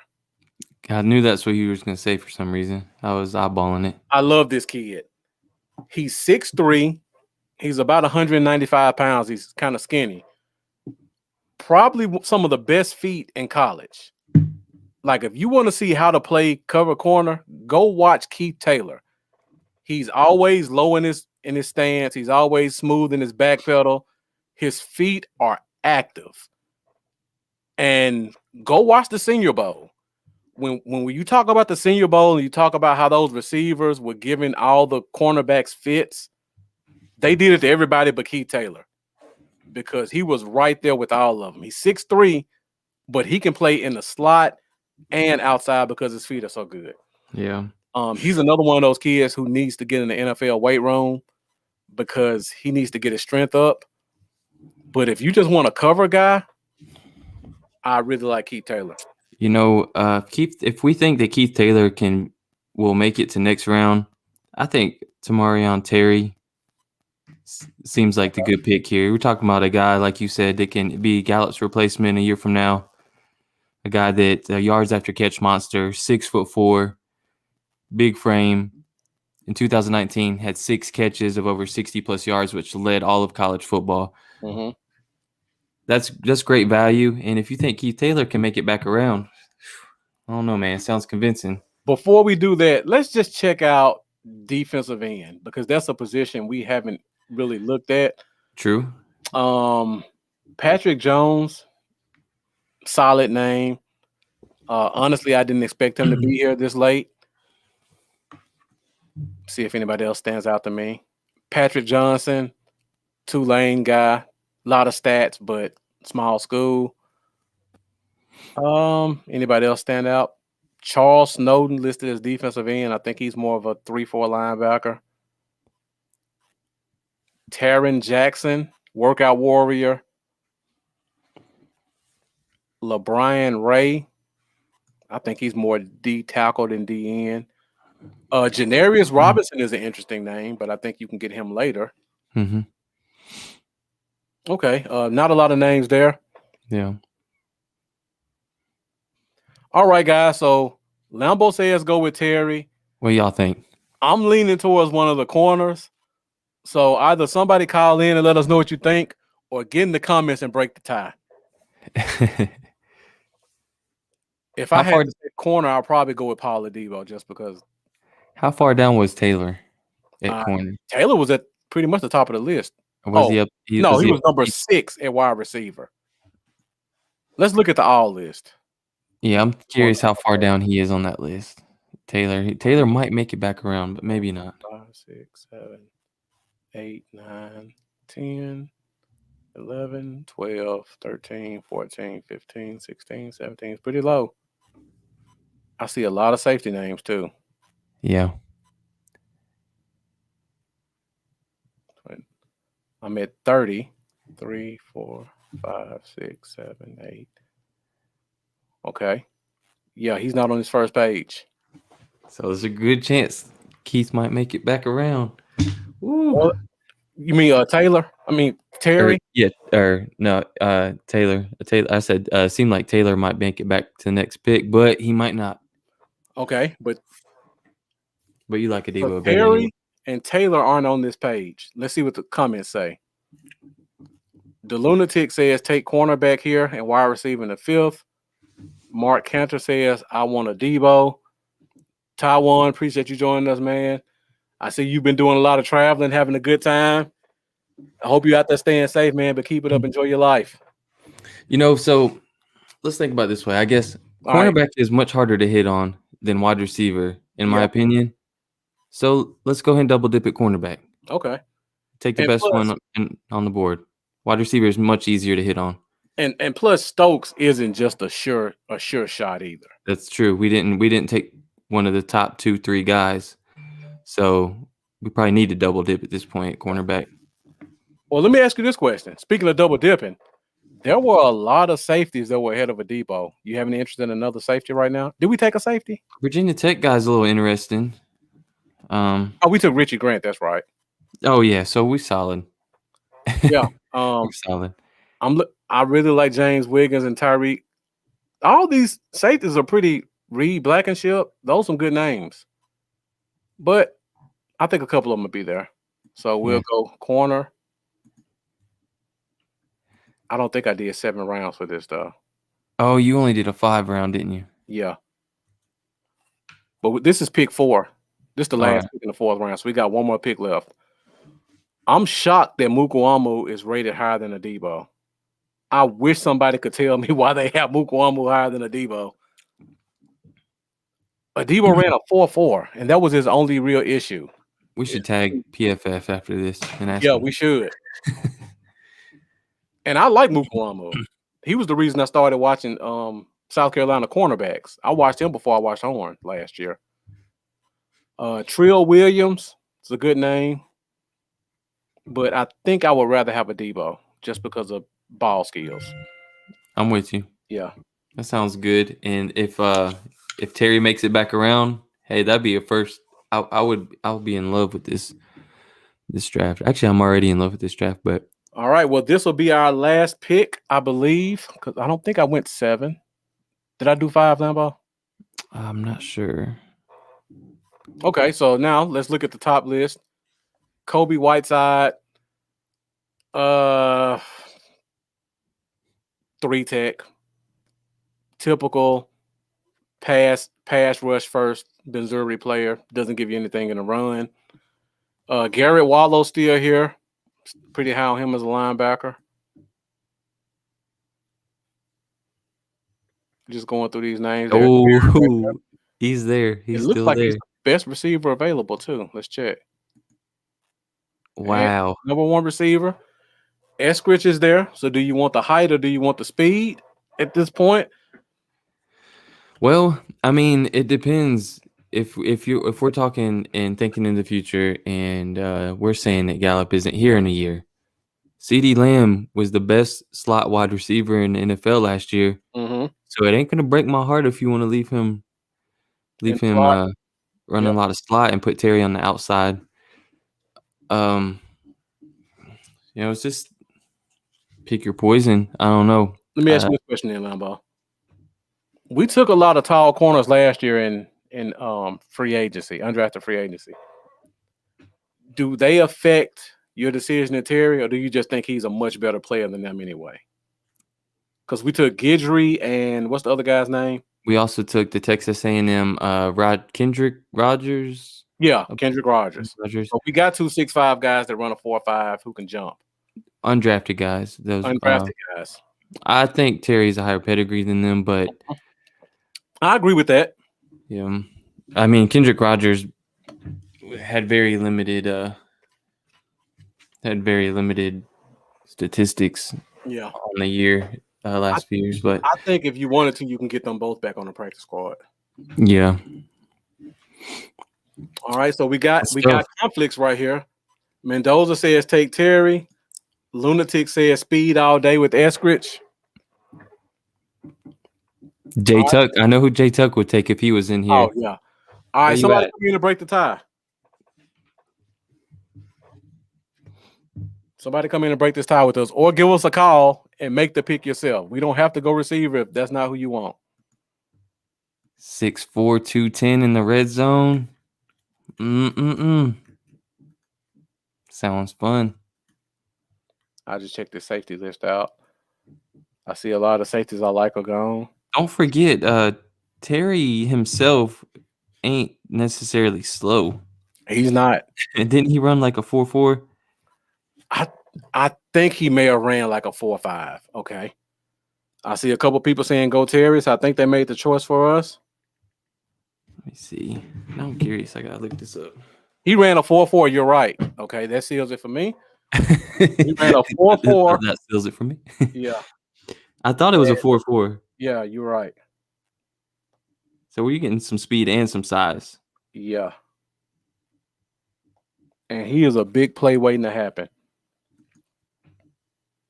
I don't know how much it gives you on special teams, though, but we got plenty of special teams. We need some projects. I think this may be our last pick, so we'll take this one. Let's see if we went to 6. Okay, we did go to 6. Okay. All right, let's go ahead and finish this thing out then. Yeah. What position you want to go to next, Lambo? Because right here, I'm looking at some darts to throw at backup quarterback, and I might be even looking if there's any solid running backs. Honestly, okay. I know there's going to be a running back there I like. I already know his name is going to be there. Okay. Well, his name is not there, but I see a couple names I like. The Lunatic says, let's go look at D-line. So we'll go look there. I like Puka Williams. Shifty got Larry Roundtree. I like him as a runner as well. He's more of a one-cut guy. CJ Verdell is probably more receiver than running back.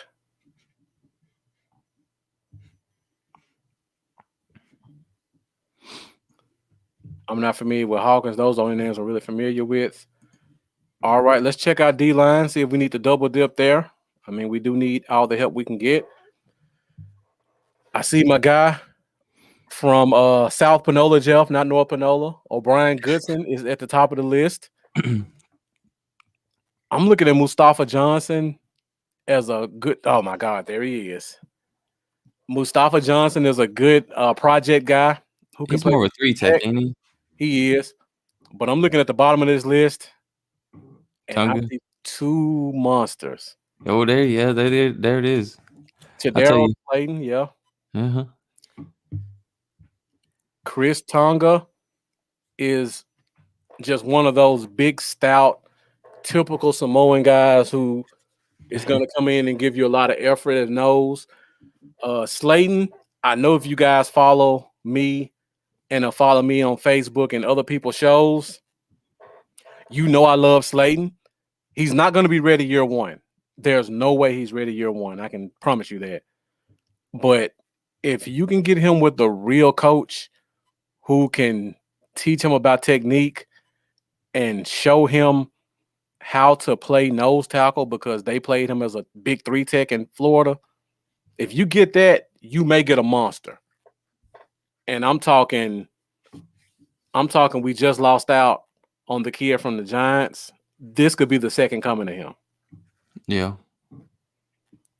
So I see a lot of people saying Slayton. You got him. You got the 6'4", 322-pound Tonga. Woo. But Slayton 6'5", 340. Yeah. I see Mendoza say he holds some reserve because he's a Gator. Is there another position you guys want us to check out before we make this pick? Mustafa Johnson's an interesting name too. I'm not gonna lie, I didn't know Slayton was that big. Yeah, he's really big.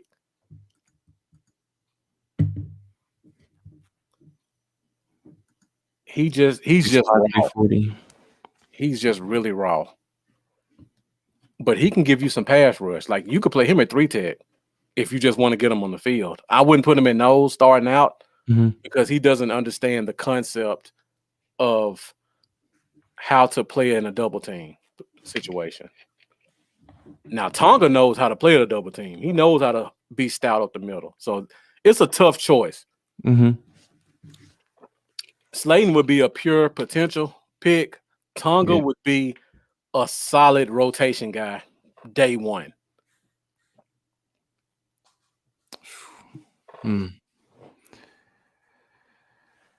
Is there any other position you want to check out, Lambo?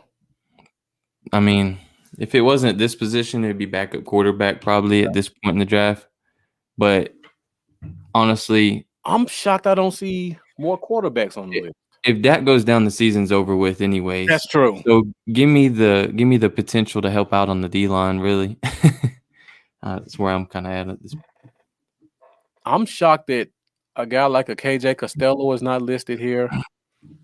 I assume that Kelly Munn must have already been taken because I haven't seen him in a while. All right, thank you for joining us, Marlo. Appreciate it. What's up? So Lambo, I'll let you make the pick. You want Slayton or Tonga? I don't care either way. They're both solid D tackles. At this point in the draft, I'm kind of like shooting for the stars, trying to find the gem. So let's go with the guy that's got the higher potential ceiling. Okay. In Slayton.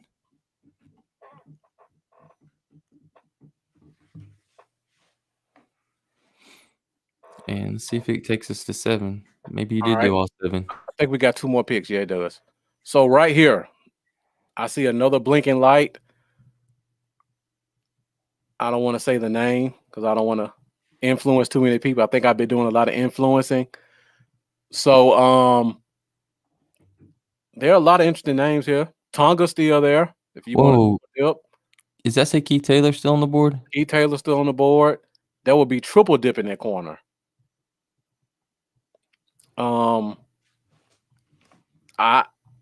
As much as I would take Keith Taylor right here, but we've taken 2 corners already, so I won't do that. But I see another name here I like, and I already knew Mendoza was gonna do it. I won't put your comment up yet, Mendoza. Lambo, what position you want me to go check out? Guys in the comments, let me know what you want to check out. Honestly, once I get to this point in the draft, I'm just looking for best overall player available. Okay, so Looking at this list, I really don't care what position it is. If we got the need filled, I'm taking the best guy that's available. According to this, Cole Van Layden is the number one guy. Mendoza makes a good point about Trey McKitty. We haven't taken a tight end yet. If that's what you want to do, we go to running back. Eric Berger says he wants to check out the running back position. Yeah.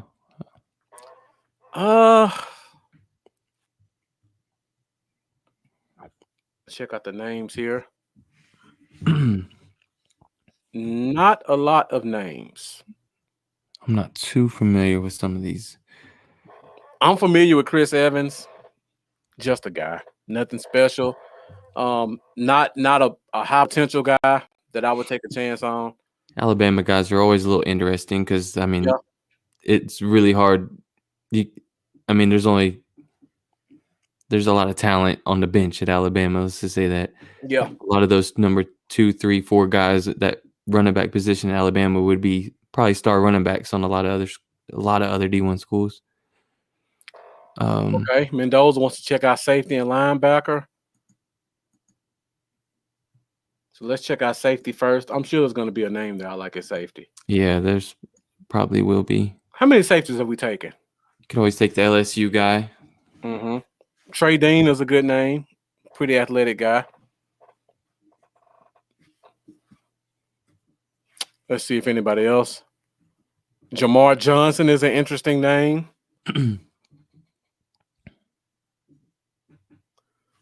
I'm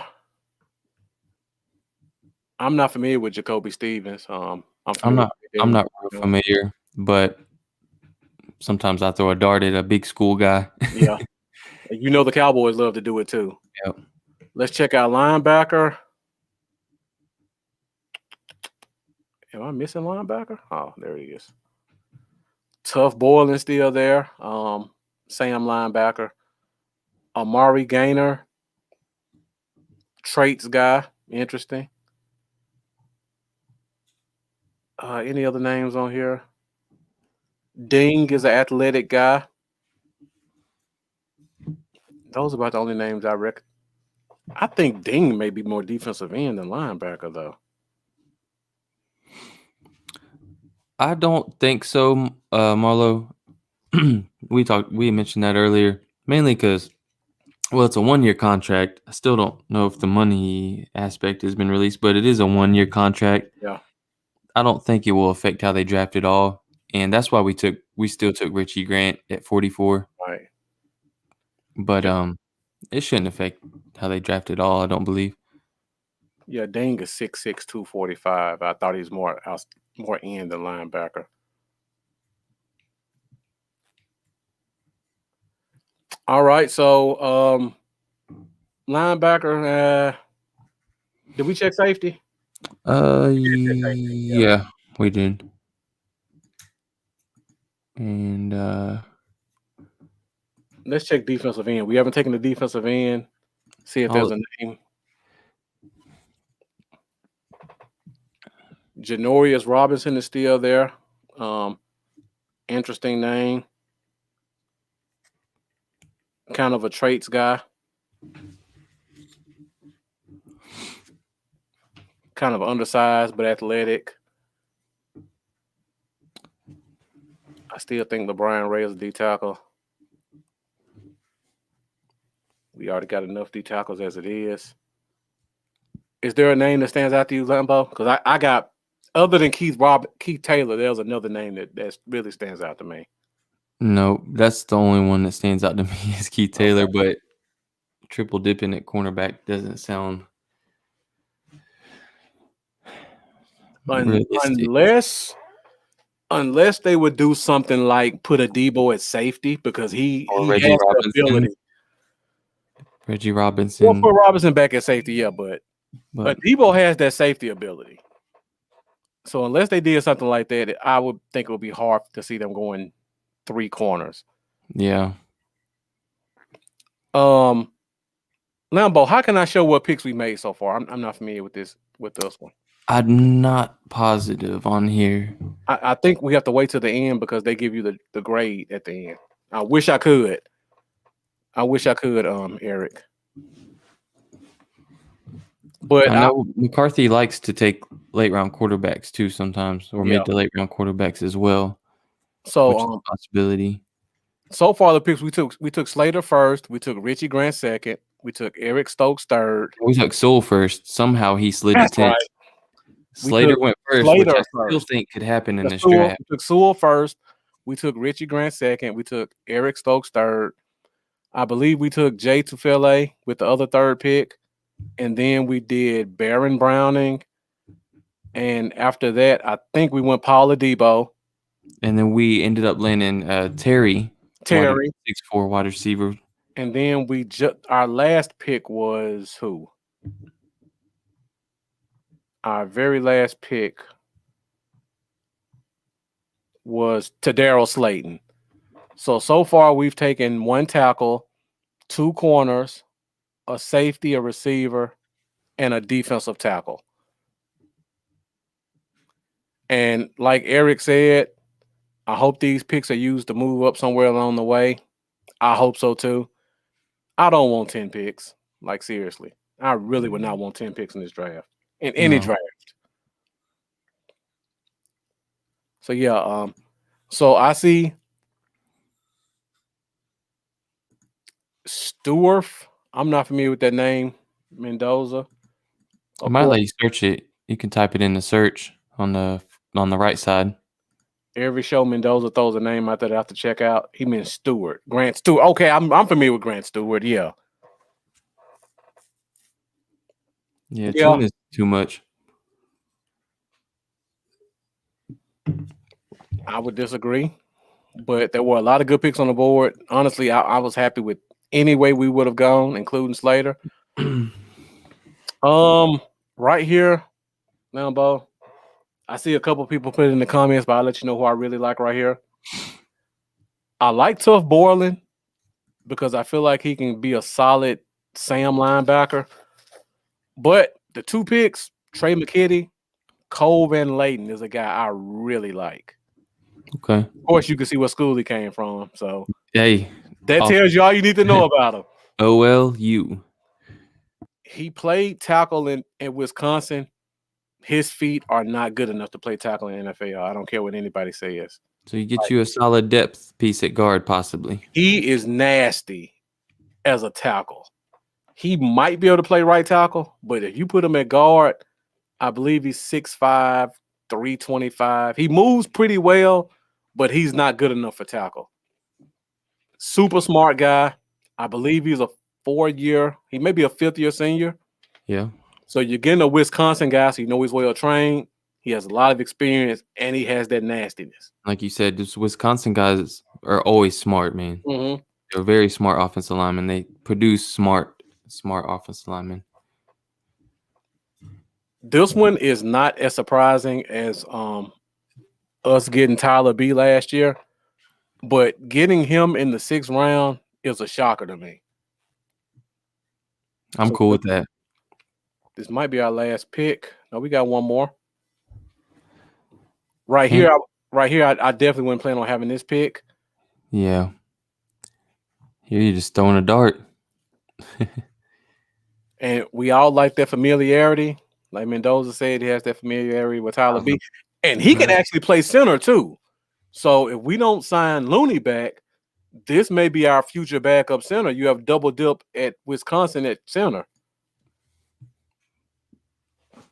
So this guy gives you a lot of position flex. All right. I won't even go back and look at Keith Taylor Lambo. So I won't go to corner. So you let me know what position you want to go take a look at, and we'll go there. Man, I don't even know at this point. Like, this deep in, man, I ain't got a lot of 7th round pet cats. I don't either. I'm probably targeting, honestly, a big school guy. Uh-huh. That didn't get a chance to get a lot of reps because he was sitting behind a star. Mm-hmm. That's usually the kind of guys I'm looking at. Or I'm throwing a dart at one of those extremely small school guys that produced at a high level at Mhm. D2 or something. But if we're talking about Dallas, they're more likely to go with what you said first, the big Yeah. guy, the big name guy. Yeah. But let's see. The lunatic says Sam Ellinger. Let's see if he's available. Nope. David Moore and Ian Book. Hmm.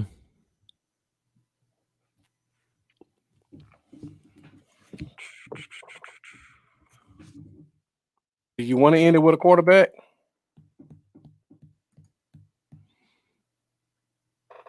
Take Eric Berger says take Robinson, the running back. See if he's there. Brian Robinson. Big school. I'm not familiar with him at all. I'm not very familiar with him, but if Alabama has him on their team, let's give him a quick search. Anybody else got any takes on Brian Robinson? I mean, just because he didn't play doesn't mean he's a bad player, because Like Alabama I said, loaded.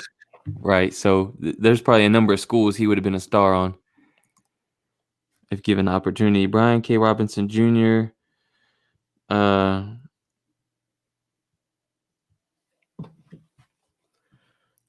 So the lunatic says corner or linebacker. We've taken 2 corners already, so I would probably maybe look at the linebacker list. Amari Gainer's an interesting name.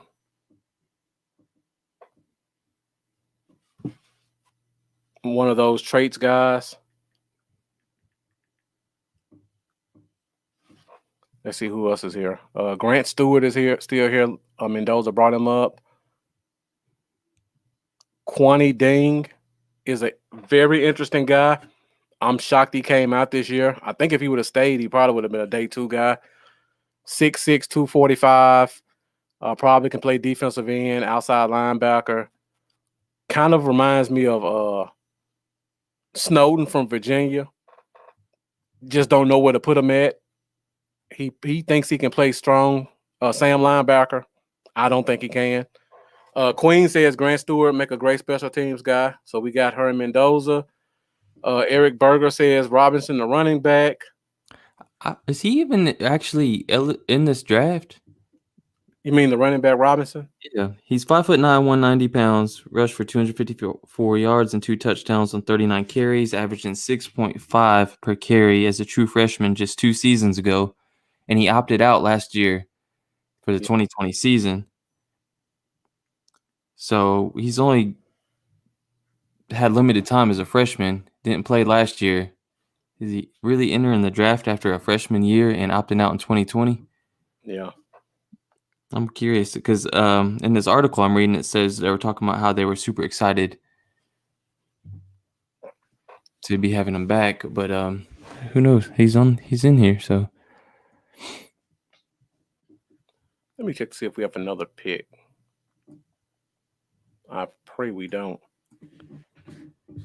And we don't. So this is our last pick. All right, guys. You know what? I think I had him mixed up with a different running back, actually. My bad. So I've seen a couple of people mention Grant Stewart. A couple of people mention running back. Lambo, do you have a preference here at all? Okay. Brian Robinson, 6'1", 228 pounds. Weaknesses are speed and pass catching. Strengths are size, power, experience, footwork, production, leadership, work ethic. I agree, Jeff. This should have been the real pick right here. Michael Brockers in that trade. Or the kid from New Orleans. Let's see. I'd All right, guys. probably throw a dart at a guy like Robinson, 6'1", 228. He's got the same kind of build as Zeke. On 274 carries at Alabama, he had 1,300 yards and 15 touchdowns. All right. With the last pick, Lambo wants to go Brian Robinson. Why not? And fresh leg. You talk about fresh legs. 6'1", 228 and some fresh legs.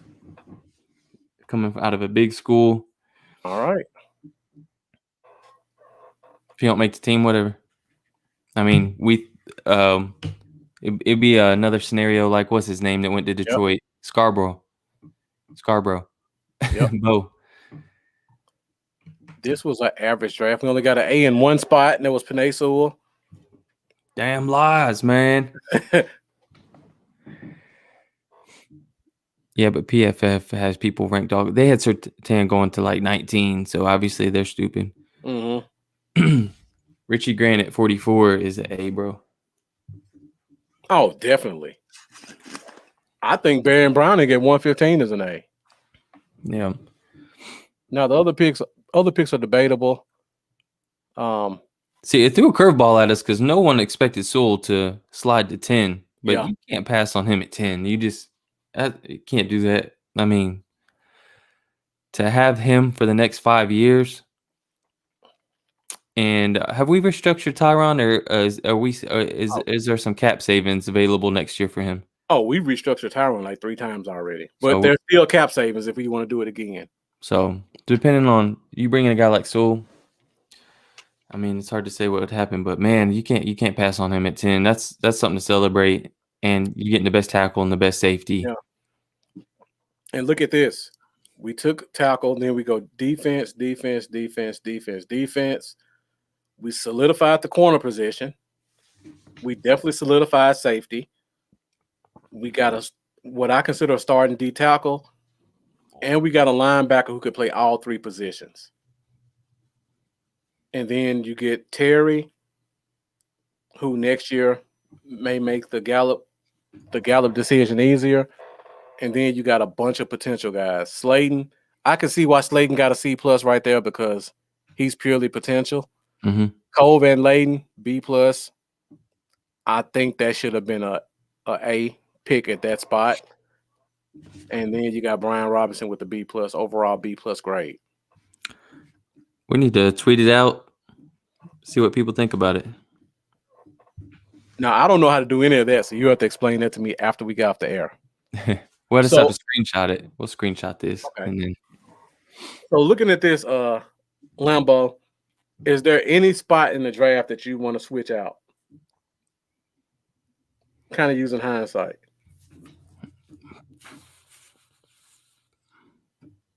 Because I'm looking at it right now. That Eric Stokes C+, I can kind of see why.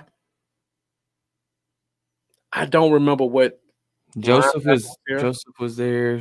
What linebackers were there? Jamin Davis was there, I think. McGrone.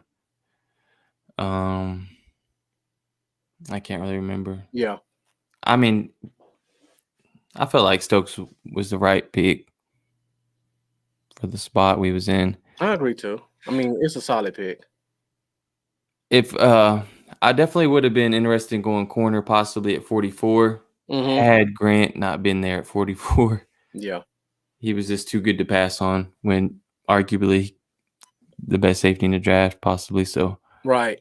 And when I think about it, now that you mentioned that, I may have considered going Zaven Collins at Richie Grant's spot and then coming back with a safety right here. yeah. That may have been what I would have done differently.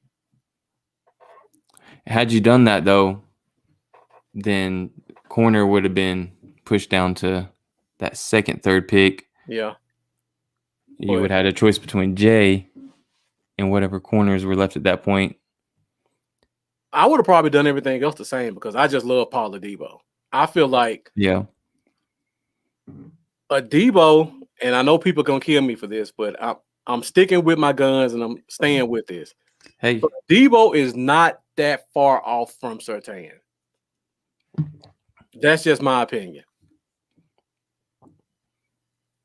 and that's a good point, That was a good point. the lunatic.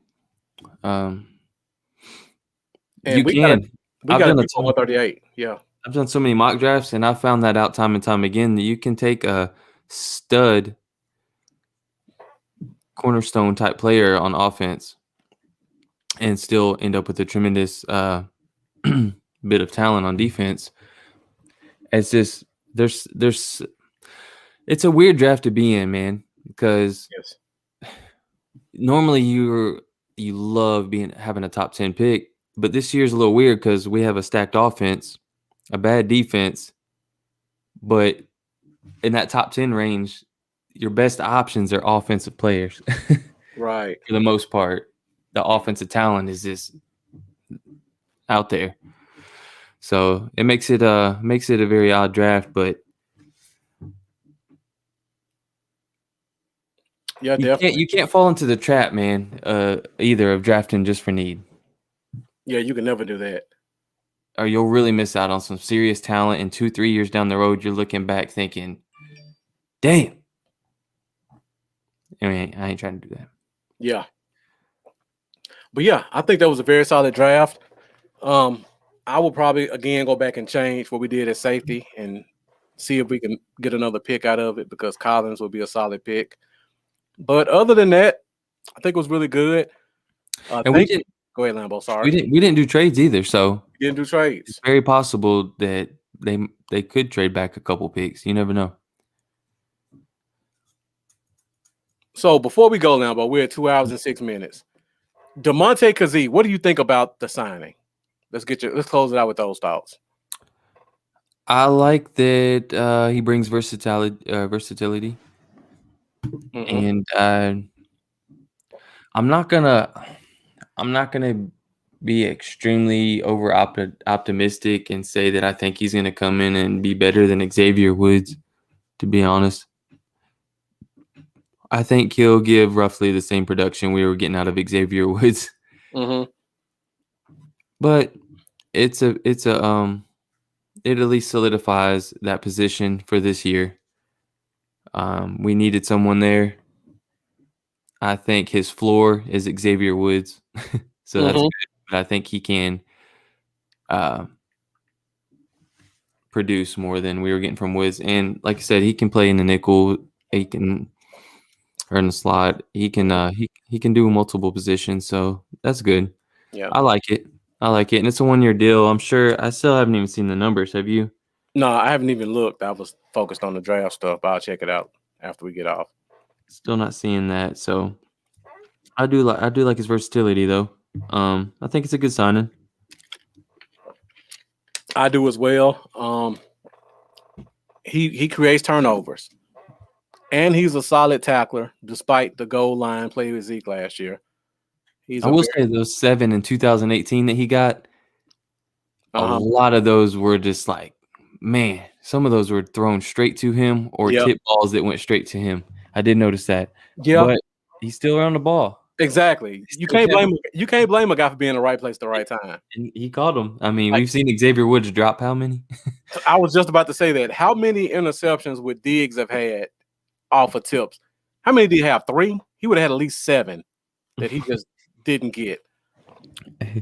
Woods would have had at least 4 this past year, at least. Yeah, Woods dropped a few. Yeah. So, because those tip balls, he may get those. And even with his size, he's a more willing tackler than Woods was. Yeah. I like the rotation. We still need at least one more safety. So hopefully we can address that in the draft or free agency, like Jeff says. Maybe Hooker gets desperate and the offer we made him was the best offer available. And maybe we may double dip and give him a chance to come into the training camp and earn a spot. You never know. It's already got a nickname, Kamikaze. Skywalker said that. I don't know if he was the first one to say it, but I like it. What do you think the Cowboys should pursue Jaron Reed? The Seahawks are moving on from starting defensive tackle Jaron Reed. Oh, man, that's an interesting one because I really liked him coming out of college out of Alabama. He wanted a long-term deal, but the team had hoped, but the cap space talks broke down. Here we are. Source said either a release or a trade. They're moving on. That's interesting, but I don't know what his dollar amount would be. Yeah. Probably won't happen. Yeah. But there's still some names in free agency out there, and the draft is still pretty deep. So we did a good job with Brent Urban. So we still have some contingencies in place. I know one thing. It's exciting draft season. It's fun. Yeah. I can't wait. Man, I'm excited. So It's we got like Christmas morning on draft day. That's how exciting. It's awesome. Can't wait. so we got another month before the draft. We'll probably do at least one more of these before the actual NFL draft. Yeah, we should do one like the week of, maybe. Yeah. And we'll probably bring some special guests in to do it with us. We'll just have to see who those guests will be. We may do some more fans. We may do podcasters. May do super fans. Maybe George Teague. Maybe do a former player. You never know. We'll just have to see what our schedules look like and see who we can match our schedules up with for that. So Lambo, I think that is pretty much it for the show. We haven't gone over 2 hours in quite a long time. It's because I ain't at that factory anymore. Yep. So before we go, Lambo, let them know where they can find you at. You guys can find me on Facebook, Twitter, and YouTube, as well as my Patreon at Cowboys Y'all. On Instagram, I am Cowboys Y'all 88. And but most of all, like I always say, please, if you don't do anything else, please subscribe on YouTube. It's tough to get to 1,000, and I've been sitting just under 600 for months. This in a standstill. So help me out. Even if you don't get on YouTube, just sign in real quick, subscribe, whatever. If it helps out. So thank you guys so much for tuning in. Can't wait to talk to everybody next week. Yeah, guys, if you want to find me, you can find me on Facebook, Bluff City Cowboys, Instagram, Bluff City Cowboys. Go to YouTube, subscribe. I'm still around 110 or so help me get to 200. Let's get to that next milestone. Do it. Make sure you like, make sure you support. And on Twitter, you can find me at Bluff Cowboys. And if y'all want to, I know everybody just got a little bit of a stem. Drop us a few hundred. No, I'm just kidding. Right here. Give me $1.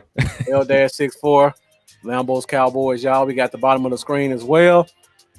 Thank you guys for another episode of the Cowboy Zone. You guys have been amazing as always. Your comments fuel the show. We could not do this without you guys.